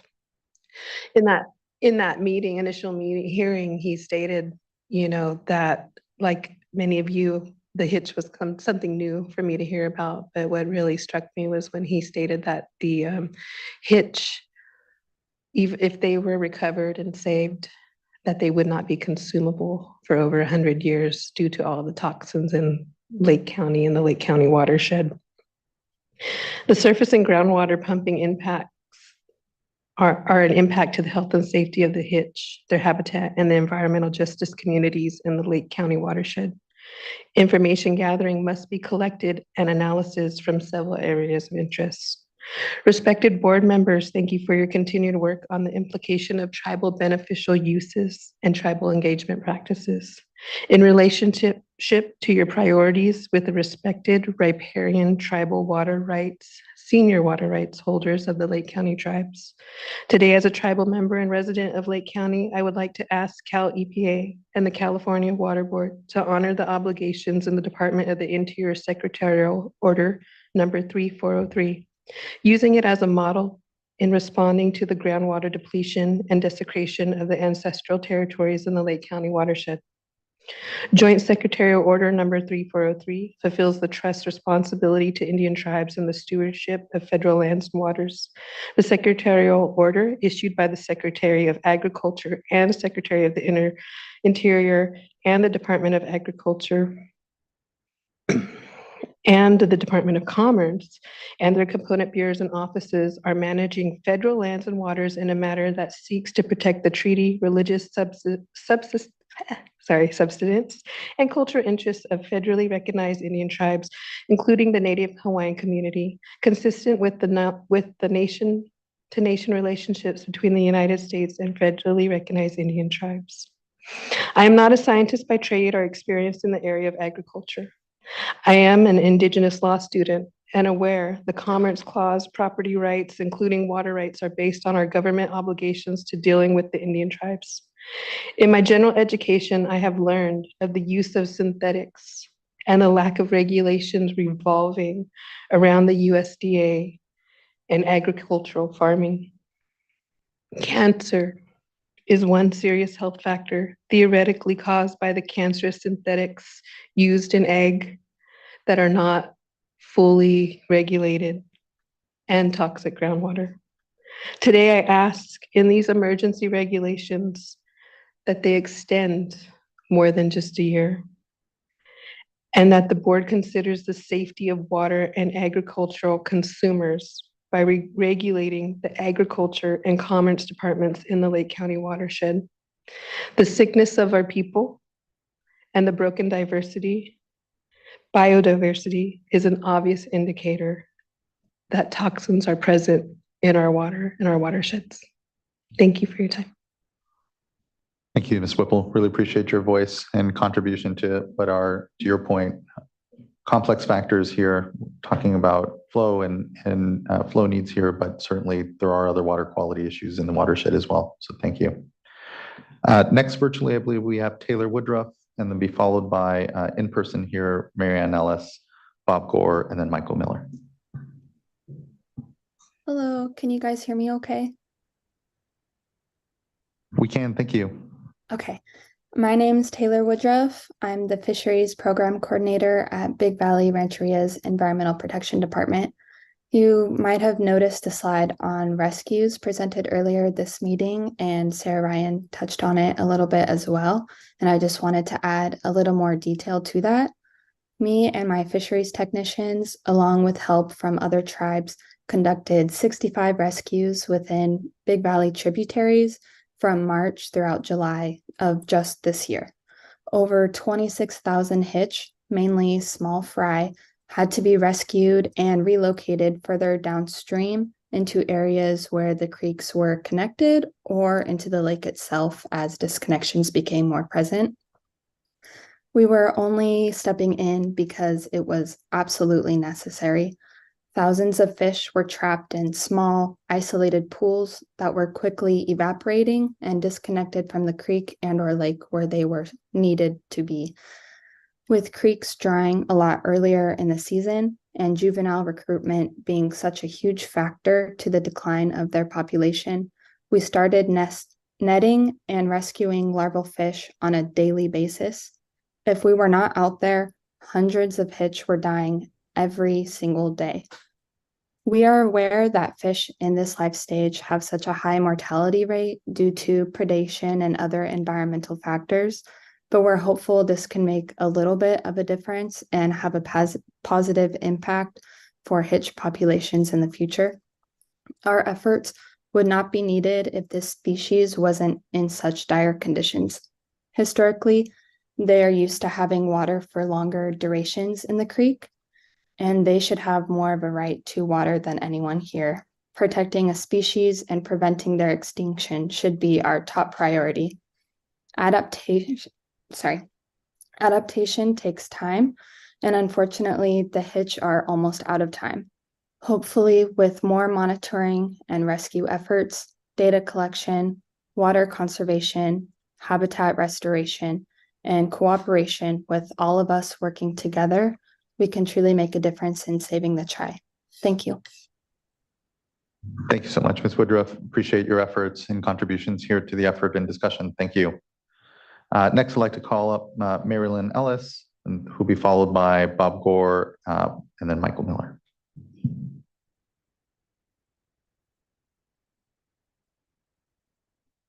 Hi, my name is Marilyn Ellis. I'm a tribal member of the Big Valley Rancheria, also known as a Habenapo people. That's where originally water people of our area in Clear Lake, California. And I just want to say that I'm in support of the emergency order. As I remember back in the days, we were able to go out and, go fishing for our food and, enjoying the fish and stuff, having laughter with it, as in, as they swim and they, move around and stuff like that. I miss those days, and there's times where I want to take my children out there to teach them the ways that we were taught. And, I wasn't planning on speaking and, because I'm an emotional person, only because the trauma that we have to live, in our society at home and, just the new life, the new generation of the life, a lot of people, I don't like to judge people. I hold myself as a caretaker of our dance group. I take our dance group everywhere and, we don't go out to perform. We do more of it for prayers, water, land, the birds, the fire, the trees, the air, that's our way of life, and I believe that the hitch is, it's our culture, it's our food, and I just wanted to say that I support the emergency order. Oh, thank you, Ms. Ellis, for traveling out here and for raising your voice here. Really appreciate it. Thank you. Mr. Gore. A minute of good morning to you. And thanks for this hearing. Staff has been amazing and thorough, diligent and even-handed. My name is Bob Gore. I'm here from the Gualco Group on behalf of the California Association of Wine Grape Growers. A historical context and land stewardship matters, so I'll provide a broad background to what Michael Miller is about to elaborate on. About 15 years ago, Karen Ross put a massive 3-ring binder on my desk. It described the initiation of the Wine Grape Growers Certified Sustainability Program. It's been in effect that long now. It was fraught at the beginning. It's become a gold standard, maybe platinum. 75% of the acreage in the Lake County area is certified sustainable and has been for quite a while. It's led to the industry's participation in the Russian River template, which we all regard as such, and that diligence on their part and goodwill will be applied as we go forward. I appreciate, and we all do, the board members, a reminder that the emergency regulation lives for a year and that it goes well beyond data collection. we intend to cooperate fully as this moves forward. And I look forward to working with everyone. Thank you. Thank you, Mr. Gore. Appreciate that and appreciate the continued engagement on this. Next, I'd like to call Michael Miller.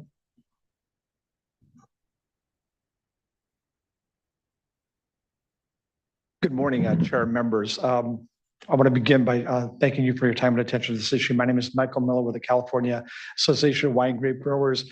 Wine Institute staff could not be here today, so they asked me to make remarks on their behalf as well.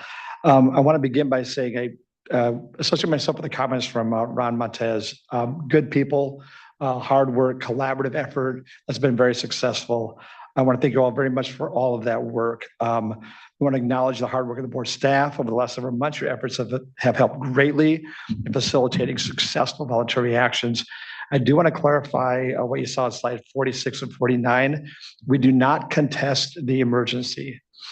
The emergency being the hitch. We do not contest it. We agree and acknowledge that there's a hitch emergency. And we know that please know that we are actively engaged on this. Our organizations have pursued increased funding for stream gauges, increased diversion during high flows to reduce diversions and low flows, taking out stream barriers, and much more. We will continue pursuing voluntary actions and offer our organizations as a resource in the effort to increase hitch populations. We also appreciate that the general purpose and intent of the proposed regulation is to gather data. We believe, though, that there are several means of gathering data beyond an information order. In that vein, we fully support alternative compliance that has potential to improving reporting compliance and support local collaborative efforts. In our comments letter, we ask that this be clarified a bit more, but if the regulations are approved today, we look forward to continuing working with board staff on that and gathering the information needed. However, we nonetheless do have overall concerns with the drought emergency approach of the regulation, not the emergency relative to the hitch, but the drought emergency. It's important to note that that is the basis for the regulation. Our first concern is that the proposed regulation does not track with Executive Order 523. The governor's order states the following: to the extent voluntary actions are not sufficient, the Water Board, in coordination with the Department of Fish and Wildlife, shall consider emergency regulations to establish minimum in-stream flows to mitigate the effects of drought conditions. The executive order begins with, to the extent voluntary actions are not sufficient. It's important to note that beyond existing voluntary actions that have already been discussed, we are forcibly getting voluntary actions from Mother Nature. We had a very wet winter last year, which helped by increasing stream flows. And looking ahead of the 1 year period the regulations would be in effect, the National Oceanic and Atmospheric Administration predicts that Northern California will have a wetter than average condition, which was also acknowledged in one of the slides that talked about monitoring during wet years. So after examining voluntary actions on the ground, voluntary actions by Mother Nature, and the huge growth in the hitch population, in the short term, we believe the existing voluntary actions are working and those actions could be expanded upon. After consideration of voluntary actions, the executive order further directs the Water Board to work in coordination with the Department of Fish and Wildlife. This is important because last week, the Department of Fish and Wildlife publicly recommended 6 different actions in response to the hitch. All of those are already underway as part of voluntary actions, and none of those recommendations included the proposed emergency regulation before the board today.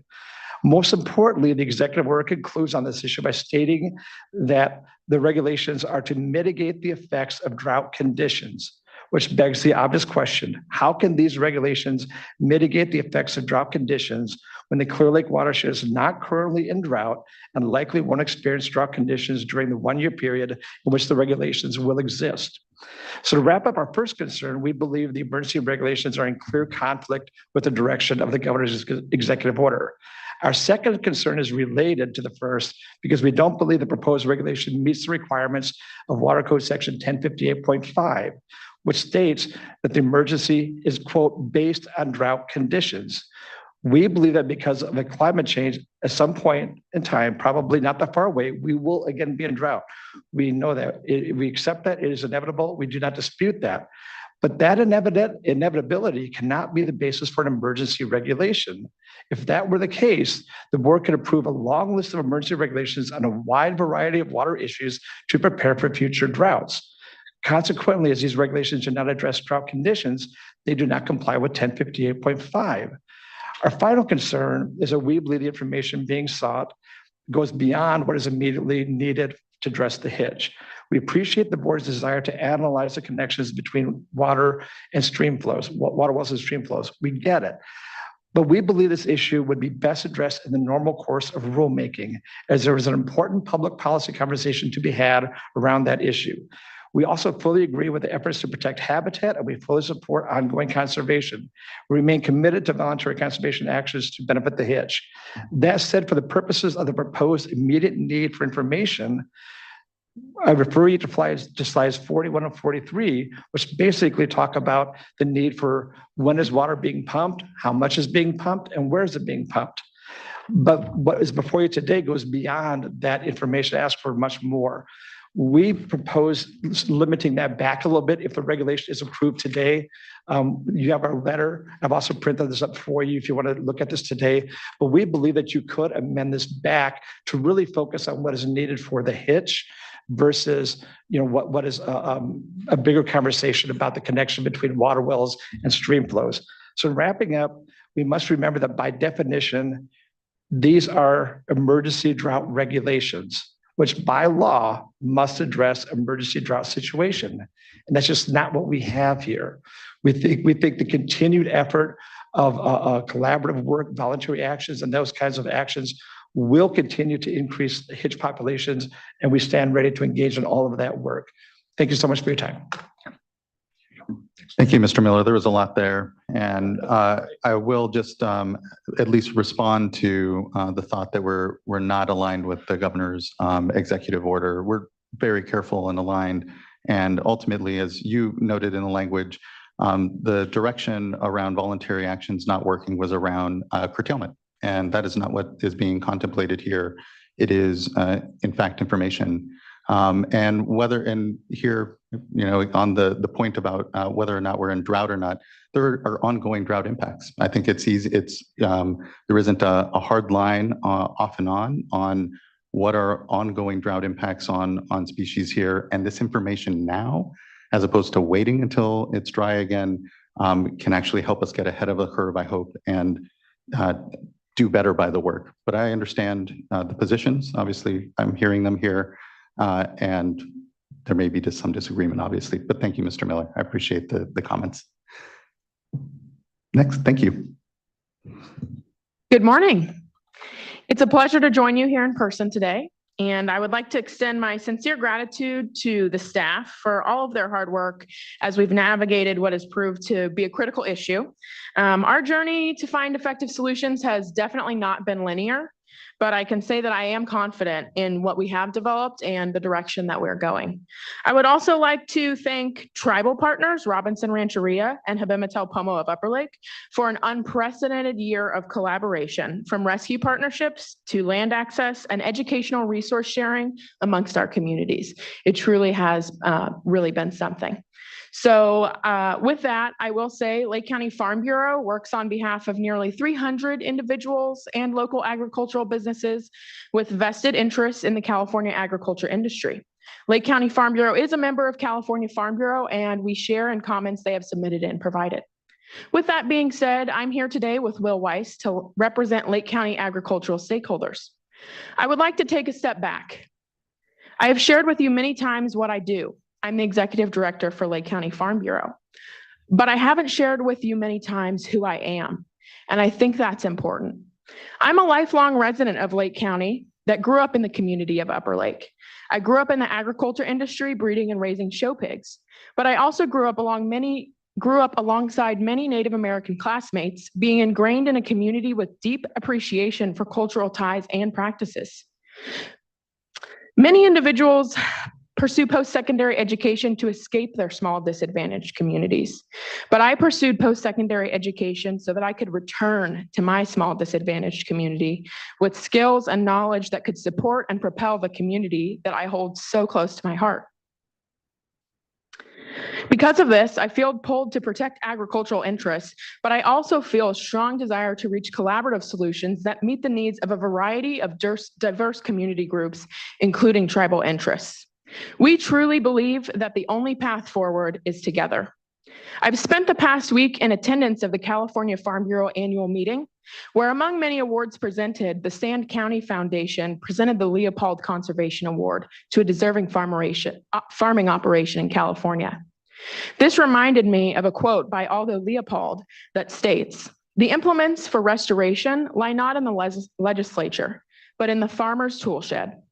Nearly a century later, those words remain true, especially as viewed through the lens of the endangered species and water conservation needs. Much of endangered species habitat is on private land. Without partnerships with landowners, goals of species preservation will be difficult to achieve. Agricultural stakeholders have shown up, been involved, provided input, and maintained a level of engagement throughout our discussions and solution development processes. They have operated in good faith, hoping for equitable outcomes for all groups. Although you may not see their faces and hear their voices regularly, know that I do. I work with our stakeholders directly on their behalf to carry their messages to you. Be that in private meetings with staff and in public forums such as today's meeting. All this to say, regardless of today's outcome, please consider the importance of collaborative solutions such as developed and provenly effective alternative compliance programs at every step as we move forward. Consider the many people who live in our communities and the communities that will be impacted by decision making. Keep those priorities at the forefront of your decisions. Thank you. Thank you, Ms. Harper. Next, I'd like to call on Will Weiss. Good morning, and I hope I didn't choke up the order of speakers here. I was hoping to be slated with Rebecca, and simply I'll take less than 5 for sure. Good morning, you all, and thank you for the opportunity to speak. My name is Will Weiss.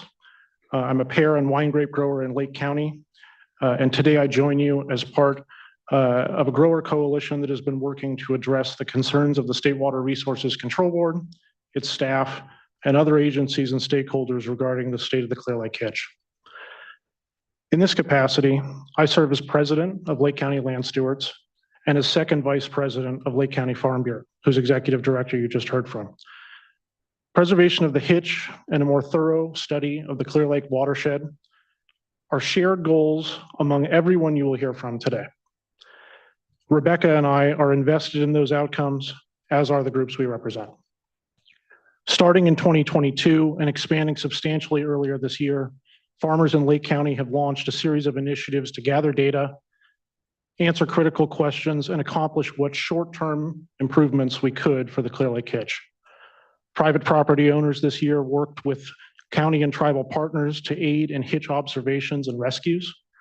They granted access and in some cases paid out of pocket for stream area removals, management of invasive vegetation, stream and well monitoring equipment, and a countywide temperature study, among other ongoing projects. We've taken these steps not solely for their positive impact on the Hitch, but also to show our neighbors and members of our community how to engage with an issue that has been unnecessarily polarized. Farmers in Lake County remain committed to working towards solutions for the Hitch, and we are grateful to have been included in these difficult but productive conversations that are going on now inside and outside our community around this important issue. I'd also like to say, just mirroring what Rebecca and some others have said, working with staff this year has been eye-opening. It has been informative and educational for me, but it has also been rewarding, I think, in terms of sort of a gained level of confidence in what all you do. And so thank you very much for showing that to me and for the time to speak today. Thank you for that and for that engagement and for helping stitch, I know, across sometimes what are not easy discussions, but I hope folks continue to come to the table around, and it's leadership that's allowing for that to just happen. So I appreciate that. Next, I'd like to call up Allison Ackerman, be followed by Janine Pfeiffer, Bruno Sabatier, and then Justin Fredrickson.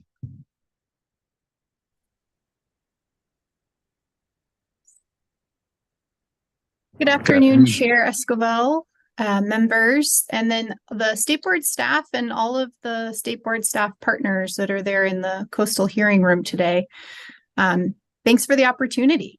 My name is Allison Ackerman at SOMAC Simmons and Dunn, and we represent Daryl and Diane Laver, private landowners with property in the Clear Lake watershed, specifically in Upper Lake, California. and they rely on groundwater wells for their domestic water supply. The loggers have previously submitted comments on the proposed draft emergency information order regulations, as well as the revised regulations that are on the board's agenda today. And we very much appreciate the opportunity to provide additional comments prior to the board's consideration of the resolution to perhaps adopt the regulations. Staff's revisions between the initial draft regulation and those proposed for adoption today are greatly appreciated and do provide greater clarity to the regulated community.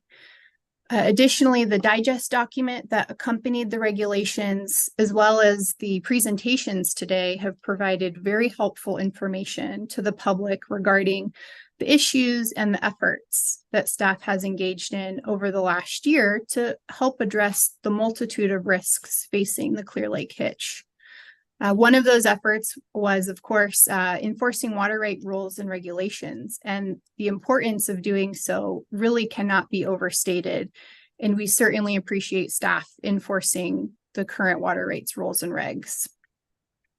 As other comments noted, there are various issues facing the Hitch, and they're real. And the loggers' concerns today are not regarding the issues facing the Hitch, but rather the regulations basis, approach, and scope. The board has heard today that the public has submitted comments on the basis for the regulation. And in our view, neither the digest or the materials presented or prepared, identify an authorized basis under section 1058.5 subdivision 1 that provides those really narrow purposes or discrete goals for which the board can adopt regulations. Those include preventing the waste, unreasonable use, unreasonable method of use, or unreasonable method of diversion of water, promoting recycling, promoting water conservation, or requiring curtailment of diversions when water is unavailable under the diverter's priority of right, or requiring reporting of diversion or use, or the preparation of monitoring reports in furtherance of any of those above purposes I just listed. Assuming that subdivision A1 authorizes the adoption of a regulation to require reporting for groundwater extractions, staff has not explained in the rulemaking documents whether or how the proposed reporting in the regulation relates to one of those discrete purposes in subdivision A1. Additionally, in regard to groundwater, staff reports and other presentations today are focused on investigating the groundwater surface water interaction in the Clear Lake watershed, and that the preliminary analysis is that there's an indication of a connection and that groundwater pumping may be impacting creek flows. As we wrote in our comments, we certainly understand that the board has a duty to protect public trust resources, especially under National Audubon Society and what I call the ELF case, Environmental Law Foundation. But in the ELF case, the threshold question was whether the public trust doctrine applied to the extraction of groundwater that adversely impacted the river. That is to say, the impact there was known. Here, staff seeks to use the regulation to acquire groundwater information to continue evaluating whether and to what extent the interaction between groundwater and surface water is, only from which it can then determine whether groundwater pumping is having an impact to public trust resources. In our view, the impact of groundwater pumping on those resources must first be known to comport with the narrow holding in ELF.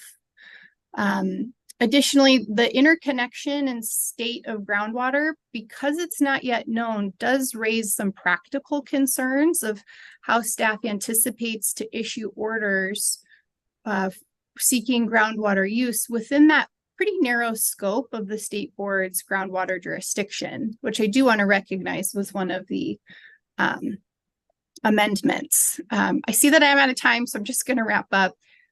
We very much appreciate staff's robust and collaborative efforts with agency partners, especially tribes, and enforcing water right rules and regulations. And we encourage them to continue with these efforts, as well as consider participating in some of the local efforts in the watershed, like removing physical barriers and undertaking or assisting with the overdue maintenance that can improve the flow in the streams and thus improve the habitability for the hitch.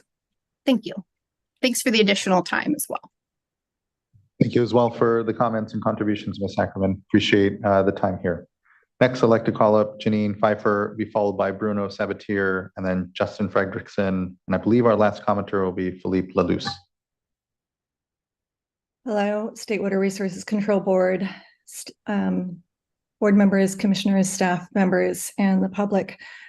Janine Pfeiffer, I'm an ethnoecologist, former university instructor, and currently I serve as a consultant to Lake County Water Resources Division, to nonprofits in Lake County, to community-based organizations, and to tribes and tribal communities throughout the state. I have 3 points to make today. The first is that the climate change will only get worse.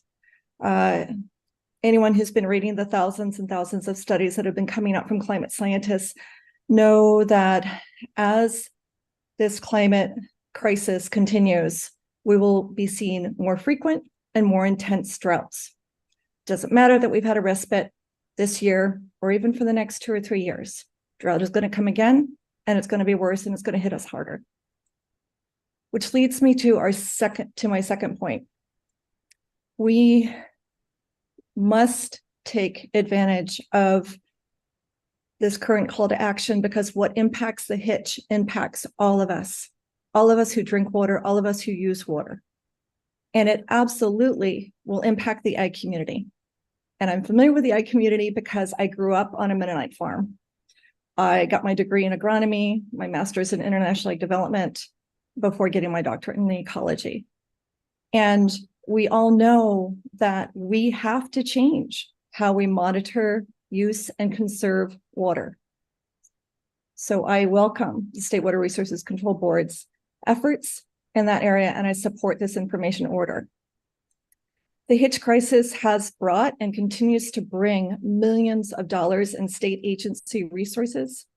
And I'm a little confused by why my fellow Lake County residents don't see and are not acting on this tremendous opportunity to do better and to, like I said, monitor, use, and conserve water for our future generations, no matter what community we come from. I think we should all be very grateful for this unprecedented cooperation. And I really hope that all of us continue to acknowledge and respect the efforts of state agencies instead of questioning their merit or opposing necessary options to protect limited resources. And then my third point is I really am hoping that we can practice integrity with our data collection and use. I've championed citizen science efforts all over the world for my entire life. However, the information that is collected voluntarily by citizens is not data. If it is not subjected to a quality assurance program, if it is not subjected to scientific validation, it is not data. It's information. And it is anecdotal information. Even my work as a scientist, if I don't have a standard operating procedure, if I don't have a quality assurance program, when I report something, it's not data, it's information. And anecdotal information, as we all know, can be misleading. So going forward, to avoid conflation of information with data, I just ask all of us to please practice more integrity with how we speak about that. Thanks so much. Thank you, Ms. Pfeiffer. I appreciate those good cogent 3 points and the engagement here on this project and all the work I'm sure going on at the local level. So thank you. Next, I'd like to call up Bruno Sabatier, followed by Justin Fredrickson, and then our last commenter, Philippe Laluse. Good afternoon, SWRCB and board members. My name is Bruno Sabatier. I'm a board of supervisor for the County of Lake, representing District 2. I don't believe that you need me to share with you more than has already been shared, the importance of the chai for the people of Lake County, Its history is embedded in Lake County's tribal history and ecology. The CHI and the work we have embarked on together has the chance to bring ag, tribes, and local county government together in ways not seen before. I want to thank staff for their time meeting with us and for hearing and reviewing our letter to this board regarding the emergency regulations. And as mentioned by Board Firestone, part of our letter spoke of limiting the scope to ensure to not cast a drift net over the Lake County in order to achieve the goal. Data is important in order to ensure that solutions and good conclusions can be made from the data, and it will be a fine balancing act between the scope and the data needed. Also mentioned by Board Member McGuire, the emergency regulations offer a highly discretionary blank slate of what this information order will look like. This does give me pause as well. And I'm requesting that you make the information order as public as possible and not just to the recipients, so that folks like myself on the Board of Supervisors can help explain, understand, and ensure that the public is aware of what is going to happen and what is being requested from them, and to help them for compliance. Our board also spoke of support for alternative compliance methods. The more we can get folks to agree with the methods of acquiring information, the greater the results and the compliance will be. We want to work together as partners, working together to find solutions for the CHI population decline will also provide other solutions to issues that we have on Clear Lake, where over 60% of our community residents use the lake for drinking water. This is important to me and important to the Board of Supervisors who passed an emergency proclamation due to the CHI population decline. Ron Montes earlier mentioned knocking on doors and being unheard since 2014, when the CHI was designated as a threatened species. The county has attempted to obtain over $10 million in grant funding for projects that would have directly or indirectly provided potential opportunities to reverse the decline of the CHI population, but we were denied. Things have changed. We're here, we're talking, we're in discussion with staff and yourselves, and we look forward to the state providing us the resources that we need to work together as partners for greater outcomes for the CHI. While maybe indirectly related to water flows, we ask you to also pay great attention to the Middle Creek Restoration Project, which will restore over 1,600 acres of marshland conducive to great CHI habitat, as well as water storage and flood control for our lake. This is possibly one of the most important projects we are undertaking to change the health of Clear Lake and potentially the outcome of the CHI population decline. Clear Lake is the heart of our county, and its importance and the connected ecology, including the CHI, is a measure of the health of our future for our people and our economy. We look forward to our continued discussions and the work that we have before us, and thank you for your time. I look forward to that as well, Supervisor. And my apologies, it's customary for us to have electeds be able to speak higher up in the order here. Didn't necessarily have you flagged here in the system. We'll do better for that. And just to really appreciate your leadership here amongst this, your words, and continuing to bridge this in critical work. And to your point, it's one aspect of what are a lot of needs I know up in the region. And here to do our part, all amongst that, harmful algal blooms come to mind and other, I know, critical work that is being done. So thank you, Supervisor, for that leadership and for being here with us in this discussion. Really appreciate it. No need for apology. I think the order was just correct. So thank you very much for letting me speak. Thank you for that, Supervisor. Next, I'd like to call up Justin Fredrickson, who will be followed by Felipe LaLuz.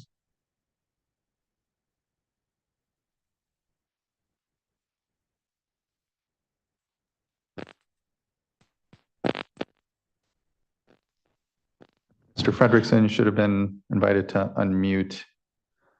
And Mr. Fredrickson appears to be on a phone. Often, Mr. Fredrickson, you need to press *6. Hello, can you hear me? We can Hi, now. Can Thank you hear you. me? We can. Okay, Good I'm afternoon. sorry, I didn't know about the start. Yeah, no, we're in the lease. On the phone. So my name is Justin Fredrickson. I'm a water and environmental policy analyst at the California Farm Bureau. And I appreciate the opportunity to comment. I just want to say sort of a housekeeping point, perhaps. Our California Farm Bureau has participated, throughout this whole process. We've submitted a lot of written comments that you have. And also just to clarify that, whether you know this or not, our county farm bureaus are members of our state farm bureau. And so when we comment for the state organization, we're commenting also on behalf of our county farm bureaus and on behalf of our 30,000 some members statewide of the organization, including those in Lake County. so I just wanted to, clarify that point. That said, we are, appreciative of the efforts from the board and aware of all of the elaborate efforts by the local agriculturalists in the area, and we respect and think that the highest goal here is the collaboration that we've been looking from the beginning, finding effective solutions, doing things that make sense, and addressing this crisis, because I think as Bob Gore was saying, there is a crisis. There's something going on with the fish. There are issues, and there's a lot of concern throughout the community, from the tribes, from the farmers as well, from the county, from everyone. And so that in itself is a crisis. We need to figure this out. That said, the getting answers to the questions we need to answer involves working through a lot of complex issues that are multifaceted, and we need to stay factual with that. We need to keep our eye on the ball of what we're looking at and what we're talking about here. What is actually going on in the fish? What is going on with water use? What is going on with fish, the hitch biology, and what else may be going on in the watershed that we can reasonably, in a rational, effective way address. One of the things I was struck in the presentation by the biologist gentleman earlier, that there's sort of, it's almost like there's this disconnect between in narratives with what we were hearing during the drought and then what happened last spring. And there's the presenter was acknowledging that it's not well understood what is happening. So there's this hypothesis, this theory that maybe these fish came out of upstream from some lakes where I had not heard that there were, during the drought, that anyone was talking about lots of refugial populations up in the lake, and then it rains and all of a sudden we have fish of all different ages. Well, there's something not well understood there. And we need to understand that better to be able to understand the problem we're trying to address. Also, when you start to talk about in-stream flow requirements, it seems you would need to have a better understanding of what is actually going on with the hitch's life cycle before you can get there. And so there's a need for science, which kind of segues to my next point, which is the need for transparency in the science that we're doing, the monitoring that we're doing, the data that we're collecting. And it needs to, that cannot be a black box. It needs to be shared with the community, including the agricultural stakeholders and the land stewards and all of the other folks on the agricultural side wanting to be a part of this solution. And it also needs to include interagency coordination, like with the GSA, maybe DWR, some of these more hardened kind of data-oriented folks with a lot of agencies with a lot of expertise on such things as hydrology and groundwater. Okay, information order scope. It's pointed out that, okay, this is a 1-year emergency order. There are a variety of things. It's quite sweeping what the regulation talks about, and yet there's this point that it's discretionary, and it has not yet been determined what information will be requested or where. And so that was suggested by staff today that will be a separate step sometime in January. Well, we'd really like to know what that is, what that step is. And we would like to, it was also mentioned that the board is looking for the information it needs. And so we would ask that these information orders be reasonable in scope. And moving to my next point, there was also mention of financial and technical assistance for people participating voluntarily, but we also need it for those who do not come into that voluntary program, because some of these things could be very expensive and burdensome, and so we need assistance there as well. Ponds, there are lots of unanswered questions about that. Board member Firestone mentioned that as one form of mitigation or one way to store water at one time to be able to access it another time, and so there's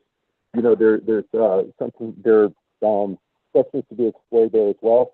I have a long list, and so I'm going to just cut to the end of it. The other thing I would just like to say is regarding other stressors and other things that are clearly causing problems for hitch spawning success, fish passage, that weir that was shown, and that's just one example. There are many of those throughout the entire watershed.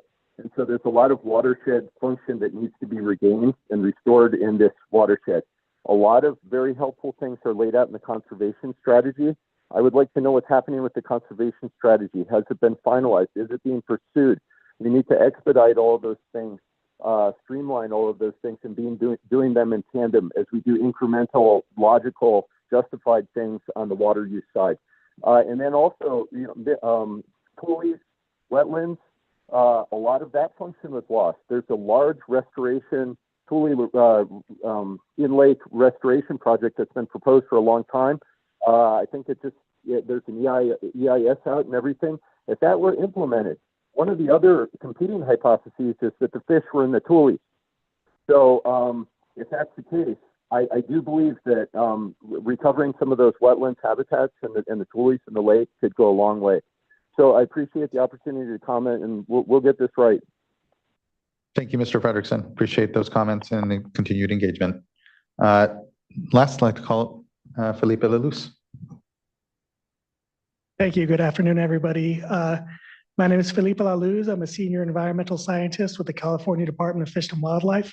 I facilitate the Clear Lake Hitch Task Force, so kind of the broader umbrella of which a lot of this emergency response has been couched under. I hadn't planned on making a comment today, but I do feel there are a few points I am obligated to address.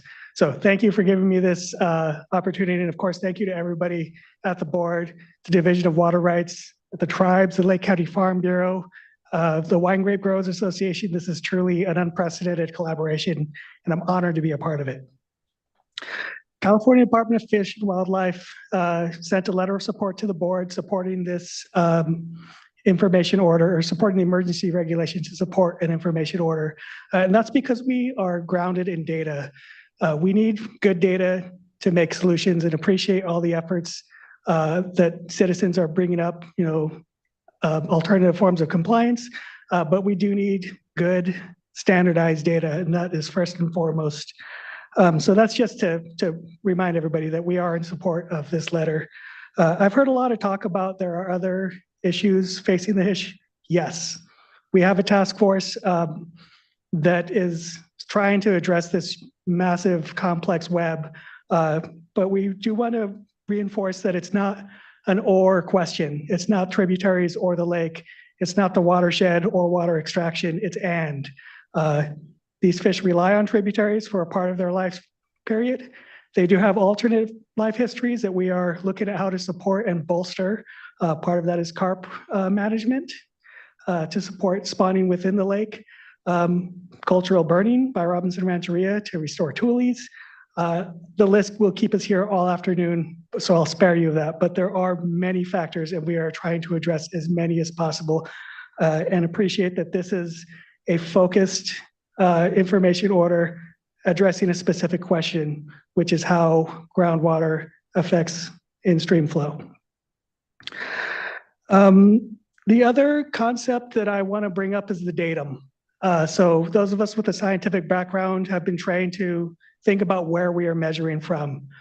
We did see both in USGS's, in Fred Fair's survey, an increase in the population and the numbers of fish collected, as well as in our own CDFW surveys, our visual survey and our general fish survey. Keep in mind, the CDFW survey began in 2014 when the fish was listed. Fred's survey began in 2017. This is after the decline was noted. So we can't set that as a baseline. Fred's analysis shows that this is a continued decline. One good year did not change that sign to positive. We are working to prevent extinction. So using Fred's model as an example, that means that year term would be 0, meaning that on average, there'll be some variation in the population, but ultimately it will hold stable. Eventually, we would like to work towards recovery in which that term is positive, in which there's positive population growth. This year showed us that we still have a lot to learn about the ecology of Clear Lake. It's not uncommon for California native species to be adapted to harsh conditions. And so the fact that they were able to persist in Blue Lake and Tule Lakes, potentially in other small bodies of water throughout the watershed, was very encouraging and shows that if given the opportunity, given good conditions, they can recover. So that makes me very optimistic, a lot more optimistic than I was last year. And so just a reminder that we need to be careful where we measure from. I'm hesitant to call 2023 a good year. I think that, we did see a positive result. But a good year for me is 7 generations from now, when people can look back and say, hey, remember when we had that scare in our history books, these fish are still here. That's the good year that I'm working towards. I hear the calls for more outreach.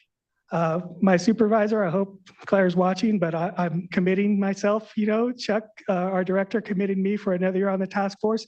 We are very open to having more outreach. We're working with the county for a science symposium, but want to have more of those to engage with the community and have the broader conversation. And just to speak to the conservation strategy, I'm on that team. We are meeting and we are moving that forward just to have like a broader framework to work towards preventing extinction, first of all, and ultimately, eventually recovery. So thank you. Thank you so much, Mr. Luce, for your leadership and work here. The California Department of Fish and Wildlife, they were the first on the scene here, really. It was Director Bonham helping us, and truly the tribes. I, don't mean to misspeak there. I mean, on the agency side, and so far as really getting the involvement and the appropriate level of involvement that we've been able to really see. So, thank you for speaking and continuing to contribute. And I completely agree that the opportunities here are great, and they're not just around this one question, and appreciate then the support here. So thank you, Mr. Luce. Thank you. That brings us to the end of our commenters. I know we heard a lot. I know it's been reflected, last year, where we were and where we are now. We've come a long way. And when you look across California's watersheds and, various discussions that we've been in, I'm incredibly heartened that the pace, although not sufficient, always doesn't feel sufficient for the real task and the challenges we're seeing in our communities. But I see this as a model. I see this as a place where there is a lot of good work happening. And it's because folks are listening to one another and putting aside what can be, I know, very difficult circumstances here for us all. And so I just want to thank everyone, for those especially that have traveled up from the tribe, the continued voicing of the challenges here, but and just the leadership that I think everyone continues to collectively show here gives me a lot of hope that this next year, I'm supportive of the resolution and the authority here to develop the order. I agree and know that there's concern around what exactly that looks like. It's not often that we don't have as much detail on the order here, but I feel we need to act. And importantly, I trust the folks in the program, but importantly, everyone else that will keep us accountable in how we execute this order. I heard from the supervisor, can we make sure that's on the website? Can we make sure it's public, that people can follow along? Yes, completely. And here, just want to, ensure that that's what, we will certainly have a very transparent process as the actual order comes out, so folks can plug in and continue to use what is a slight reprieve here when we talk about the last year that we've seen, and potentially this coming year as we all watch the storm door to see if it's going to open, to see if we'll continue to have some reprieve and opportunity to do right by the Chai, the Hitch, our communities, and this resource that is, we all know, very challenged in managing, but we can actually do better by the more we find these opportunities to see these watersheds as the complex and in common space that we all share together. Board members, anything to reflect, any questions, and also any direction and feelings around where we stand with the language of the resolution and the direction? Board Member Firestone.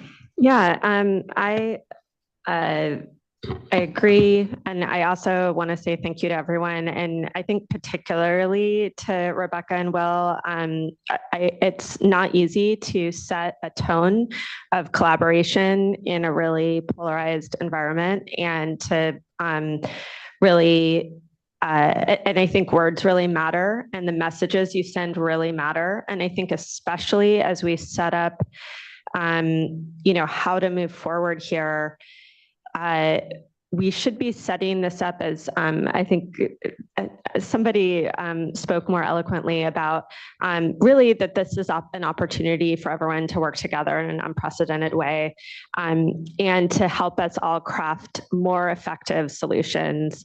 When I think of, it's frustrating to see folks kind of leaning in towards what seems like legal fights on trying to just collect basic information to better craft solutions.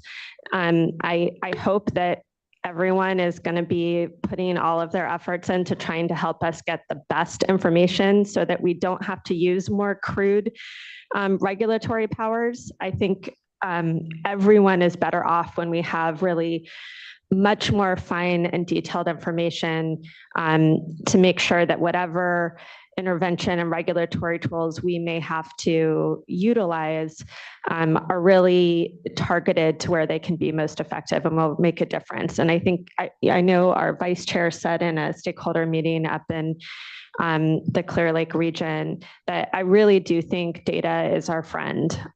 We are in a new era, helping everyone have a really clear idea of how things are working enables us to do the lightest touch possible to have the biggest impact. And so I really see the leadership and collaboration from particularly the ag side and helping to really create a new culture. This isn't an area that has had a lot of, regulatory oversight on water use, for example. It's a lot of relatively small diverters in the scheme of things. And I think and a lot of folks that are doing very sustainable practices in many ways, but I do really see and hear the genuine and authentic concern for trying to save the hitch. And I think listening and respecting the tribal knowledge and work that's been going on in real leadership here. I want to say thank you to the tribes that have been leading this and have been hosting the summit. I also just want to say thank you to Big Valley in particular and everyone that helped host. I know staff and I were able to plant some tules and to ride on a tule boat and really get a sense of the amazing stewardship that you all are leading, and the really robust data collection that you're also helping to generate.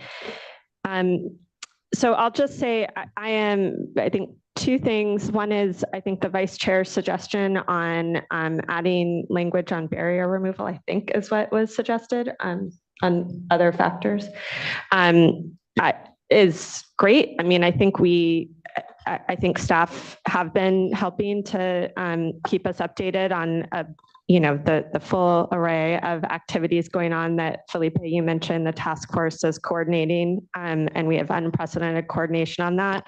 I heard at the task force, or at the summit rather, some real urgency in seeing if this year can be the year that we can get movement on Kelsey Creek barrier removal. I think we remain all committed to seeing that, and staff really highlighted the potential there for that one in particular. And I look forward to coordinating with your agency and the county and tribes and others to make that happen as much as we can. But our role in particular and what we're called on here is around the groundwater surface water connection. That's going to be critical.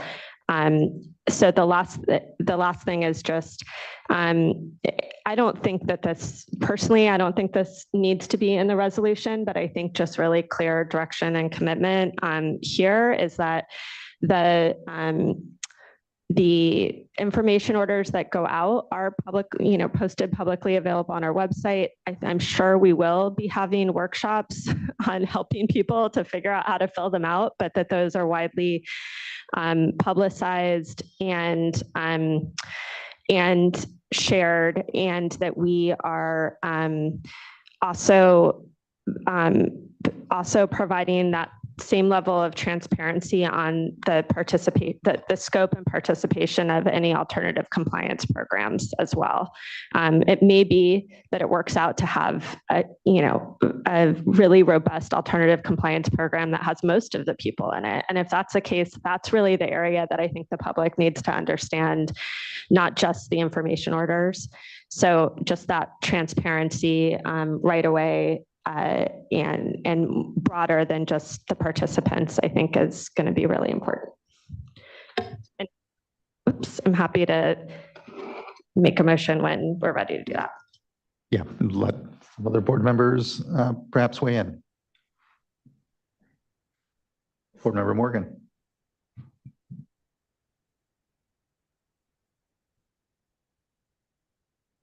So thank you.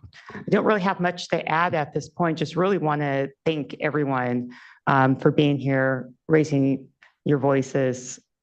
Really do appreciate the tribe from coming down. I know that it is a journey to get here, and one who you probably wouldn't believe it, I'm not big for public speaking myself, to come up to the podium and to share your story. And that's, I appreciate it. Thank you. We were here a year ago hearing about, the situation. And while we have come a long way within this year, we have a long ways to go. And appreciate the efforts that Will and Rebecca have done and really reaching out to the ag community and bringing, some together. And, I know you've done a lot of calls and knocking on doors and really trying to bring everyone together. And, I hope that more join in and, understand the importance of working together collaboratively and, getting that data that is truly needed to really understand what is happening so that we can be successful and having a hitch community that is needed for all. It's, and I appreciate the clarification of, it's not not looking at this year of a good year of this being, it gives us more information to learn from, to get a better understanding. And we'll have a good year when we have multiple years of an increase, no longer seeing the decline. And that's what we're really, that's our goal. That's what we really need to keep our eyes on and to continue to work for collaboratively and to understand. So, again, I just want to thank everyone and really just look at that goal and know that that's, while, we're here, we're the water board, we're trying to, we're looking to gather data to understand the interaction between the surface water and the groundwater and water quality. There are other agencies that we need to continue to work with to make sure that we are all working together on these parallel paths.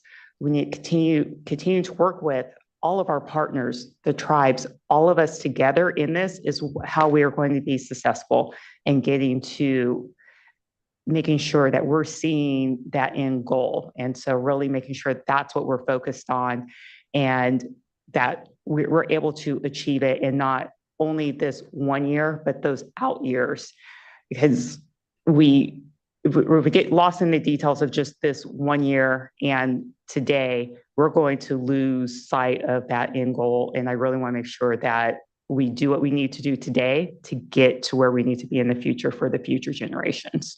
So again, thank you all for being here and raising your voices.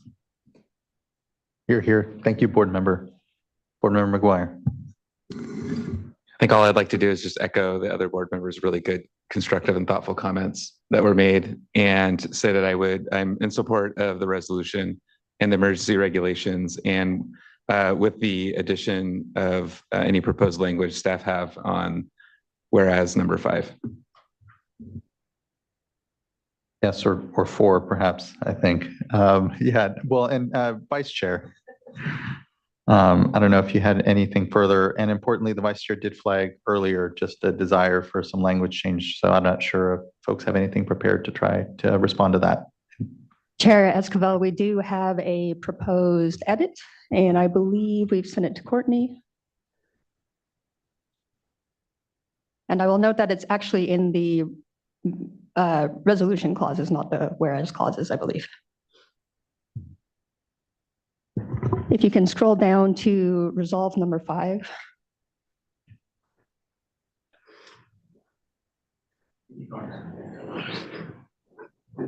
A little further.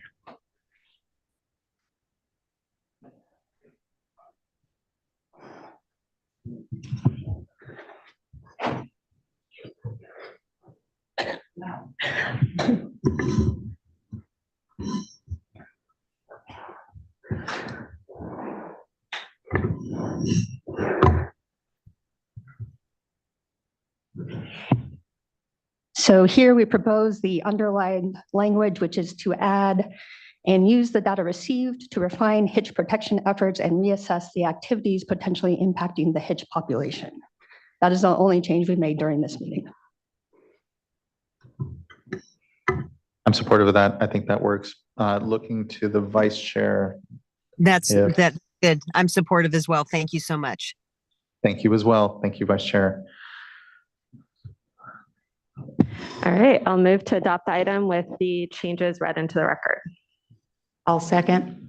Thank you both. Ms. Tyler, can you please call the roll call vote? Board Member Firestone. Aye. Board Member Morgan. Aye. Board Member McGuire. Aye. Vice Chair Diadamo. Aye. And Chair Esquivel. Aye. Thank you.